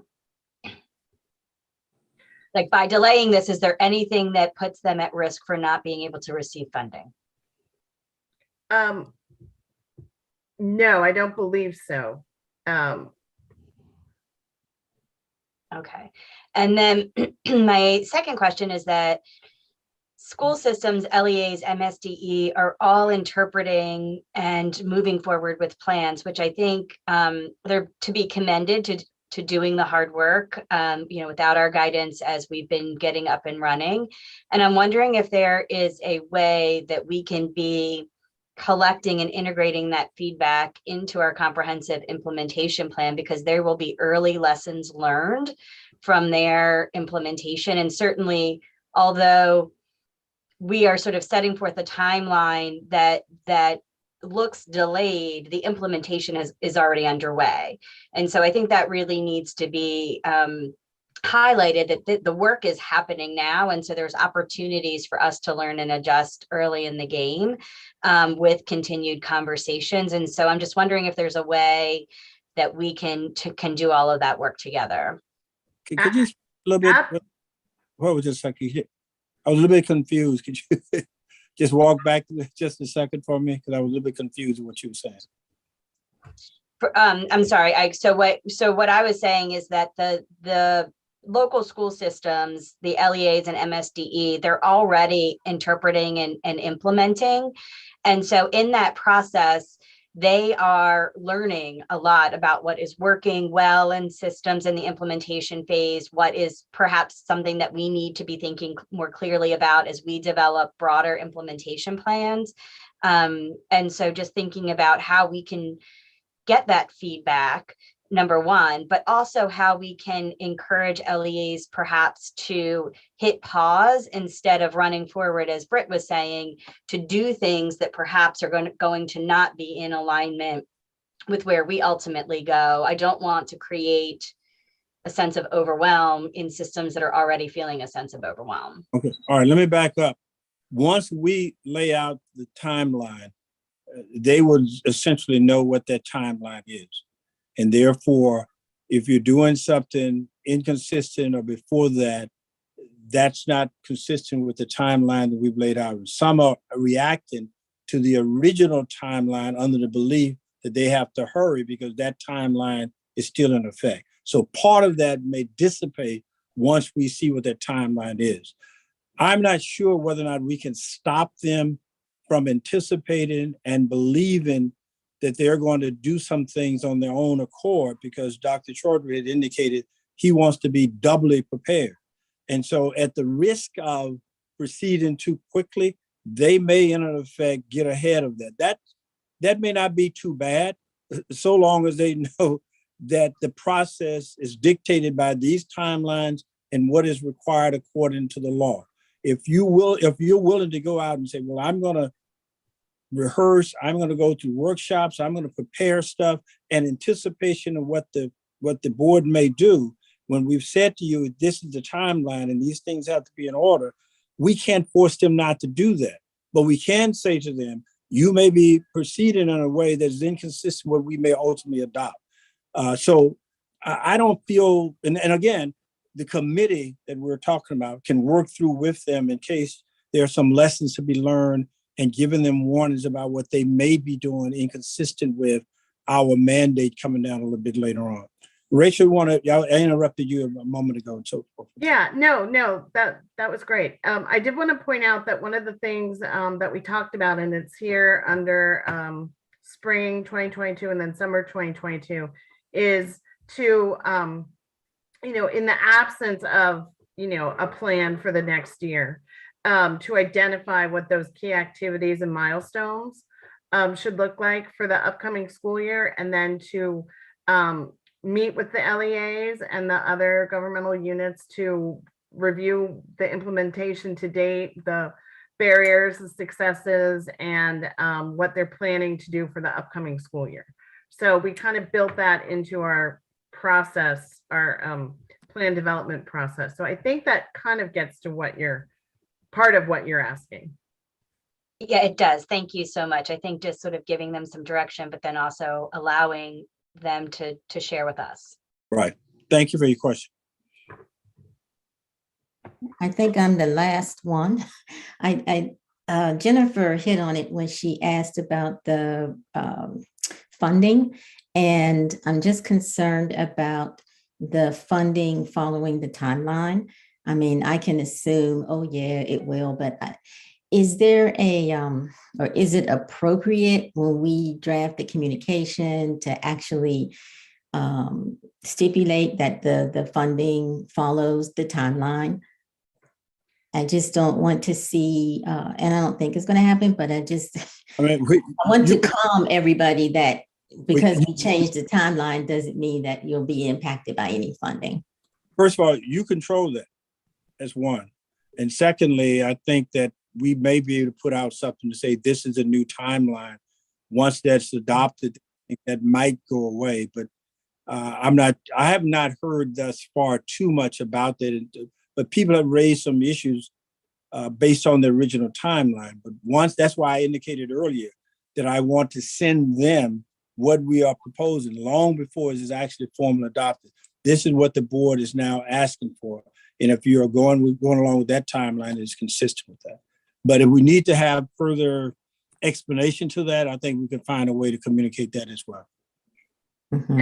And I think there's maybe two different funding issues. So what Dr. Lynch was asking about is whether, so beginning in fiscal 23 under the law, 25% of the increased blueprint funding is withheld from the LEAs until they automatically withheld until they show that, submit their plan or show that they're receiving, making progress. So fiscal 23 starts on July 1 and it goes through June of 2023. So our new timeline will still allow the LEAs to meet the statutory requirements that would allow the AIB to release the funds. And so that is why I said that it won't affect them specifically in 23. I think you might be asking about the funding formulas and not necessarily the withholding of money, Dr. Doss. Those are all statutory and they're in the law and they're mandated. And so in order to change that, it would require a change in the law to change the flow of the funding. Okay, thank you. Sure. And I did wanted to say,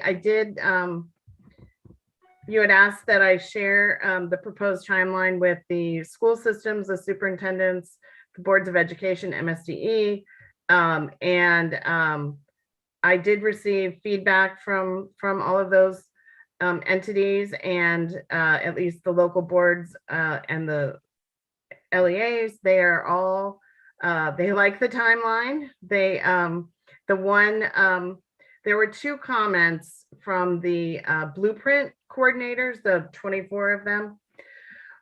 One was that they would like more time between when the plan is adopted and when the LEA plans are due. And we talked about this last week, and we talked about the fact that, since the draft plan will be adopted in October, and then it will be subject to public comment, and all of this will be done in a public setting, that they really have, starting in October, to begin to start working on their plan. So they really have 5 months, not just the 3 months between December and March. And then the other comment, it was related to the timing in the school system's budget cycle. And that based on that budget cycle, it would be ideal if the plans were due in the fall, which I do understand that that's not possible No. But I will just say this, I think that at least one approach would be for the school systems to plan their budgets and align their budgets around the blueprint plan that they are submitting to the AIB, so Yeah. that there is a tight alignment between their fiscal, what will be their fiscal 24 budget and what they're proposing in their implementation plan that's submitted to the AIB. And then if there are any changes to the plan that the AIB wants them to make, then they could hopefully modify their budget. And if not for fiscal 24, then for the next fiscal year. So I just wanted to say all that sort of publicly so that they all heard that and also knew that we got their feedback and that we did consider it. Thank you. Ike, Yes. so my concern is you're going to testify what, next week or this week? This Thursday. This Thursday. And I think we have to be able to say something about the timeline. Moreover, the clock on the General Assembly session is ticking and ticking fast. We need to get them to act on a proposed timeline. So it seems to me that I at least feel we ought to approve this timeline. If we find out if there's some feedback that gets us to think we need to reconsider it, we can always reconvene and do so.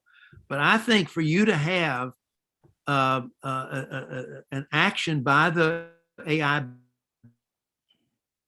on this time, so we can get moving to getting something changed in legislation that, will have to be done this session.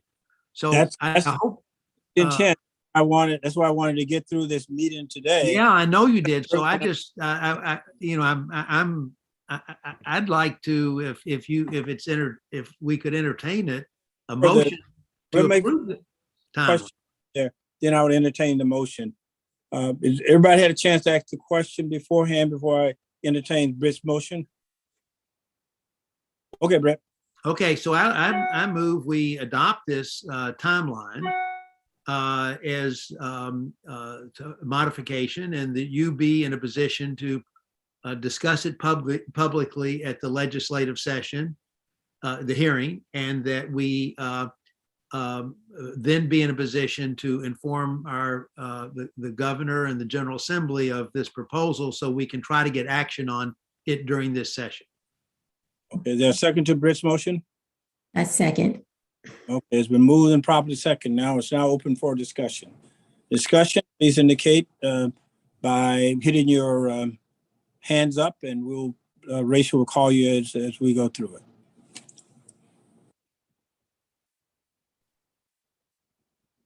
Any discussion? I don't see any hands. Nope. Mr. Manco. Yeah, I mean, it seems like I understand the urgency of moving this along, but it does seem like there needs to be a conversation at this point with MSDE to kind of, suss out some of the details. They just earlier in this meeting proposed a timeline that more or less is very similar, but there is some deviation, and it seems like those sides should be, there should be a conversation. So some of those discrepancies could get fleshed out before a final timeline is decided upon. But I'm not sure those deviations are such that we cannot accommodate through the other discussions. And as we indicated earlier, we could try to be flexible around some of these things, so long as we have the broad outline of the times there, and it does not majorly inconsistent with this from a broad standpoint. I think we can adjust to that, but it may be a little bit difficult to try to get through all of that, because that's a very detailed discussion between now and the next day or so. And as I said before, this is why I suggested earlier last week that we send this out so that we get comments, and we only got a very few. Most people were pretty well satisfied with it, and other than a minor adjustment here or there, I think we were okay. And also, I would just add that in terms of what is in the statute, the only dates that are in the statute are when the AIB has to adopt the final plan, when MSD has to submit its criteria to the AIB, and then when the plans are due to the AIB. So I think we're pretty well aligned on all of those key dates, and it's really the details, as the chair says, that aren't in statute. All right. Any further discussion? All right, now we'll take Rich's motion up, that is to formally adopt the new blueprint plan for implementation. All in favor, please indicate by saying aye. Aye. Aye. Aye. Any Aye. Aye. no opposition? The motion is approved. Anything further from your end, Rachel? No, I will just say that I'm going to send a doodle poll around to try to nail down some future meeting dates so that we can get those on the books. So please, I'll try to send that very soon. Please respond as soon as you can. Thank you. Thanks, Oh. Rachel. And can I just ask that in the future meetings that I thought I really enjoyed the presentation today, and that we just, as we're sort of thinking about our topics and our agendas, that we just give the time, so that we can have those full discussions. I think it was great and we learned a lot. Yeah, I agree with that. But as I said before, this matter was an urgent matter because of the timeline with the General Assembly. And I want to make sure that we got to that. And I have another meeting to start in just a few minutes. And I wanted to make sure I got through that. And we're going to have ongoing discussions with them. And we hope to have even further time, as well as the committees. My hope and expectation, and by the way, if you're interested in serving on the committee, please indicate to me and I'll get back to you, and we'll put together a 3 or 4 person committee with some staff support along with that, so that we can get engaged as quickly as possible. So let myself or Rachel know if you're interested in being a part of it. Okay. Thank you for your question again. I think you're correct. There was a very, very enlightening, informative discussion, and I was disappointed because I had 3 or 4 additional questions I wanted to ask, and I felt that we just couldn't get it to today. So I apologize for that. Okay. I was just going to say, I think we can, I'm certain the superintendent would be happy to come back and do the second half of his presentation, so that you all can ask your questions and have the discussions. Let's try to get that scheduled as quickly as possible. Will do. All right. We're adjourned. Happy Valentine, Thank you. everybody. Thank you. Thanks, everyone.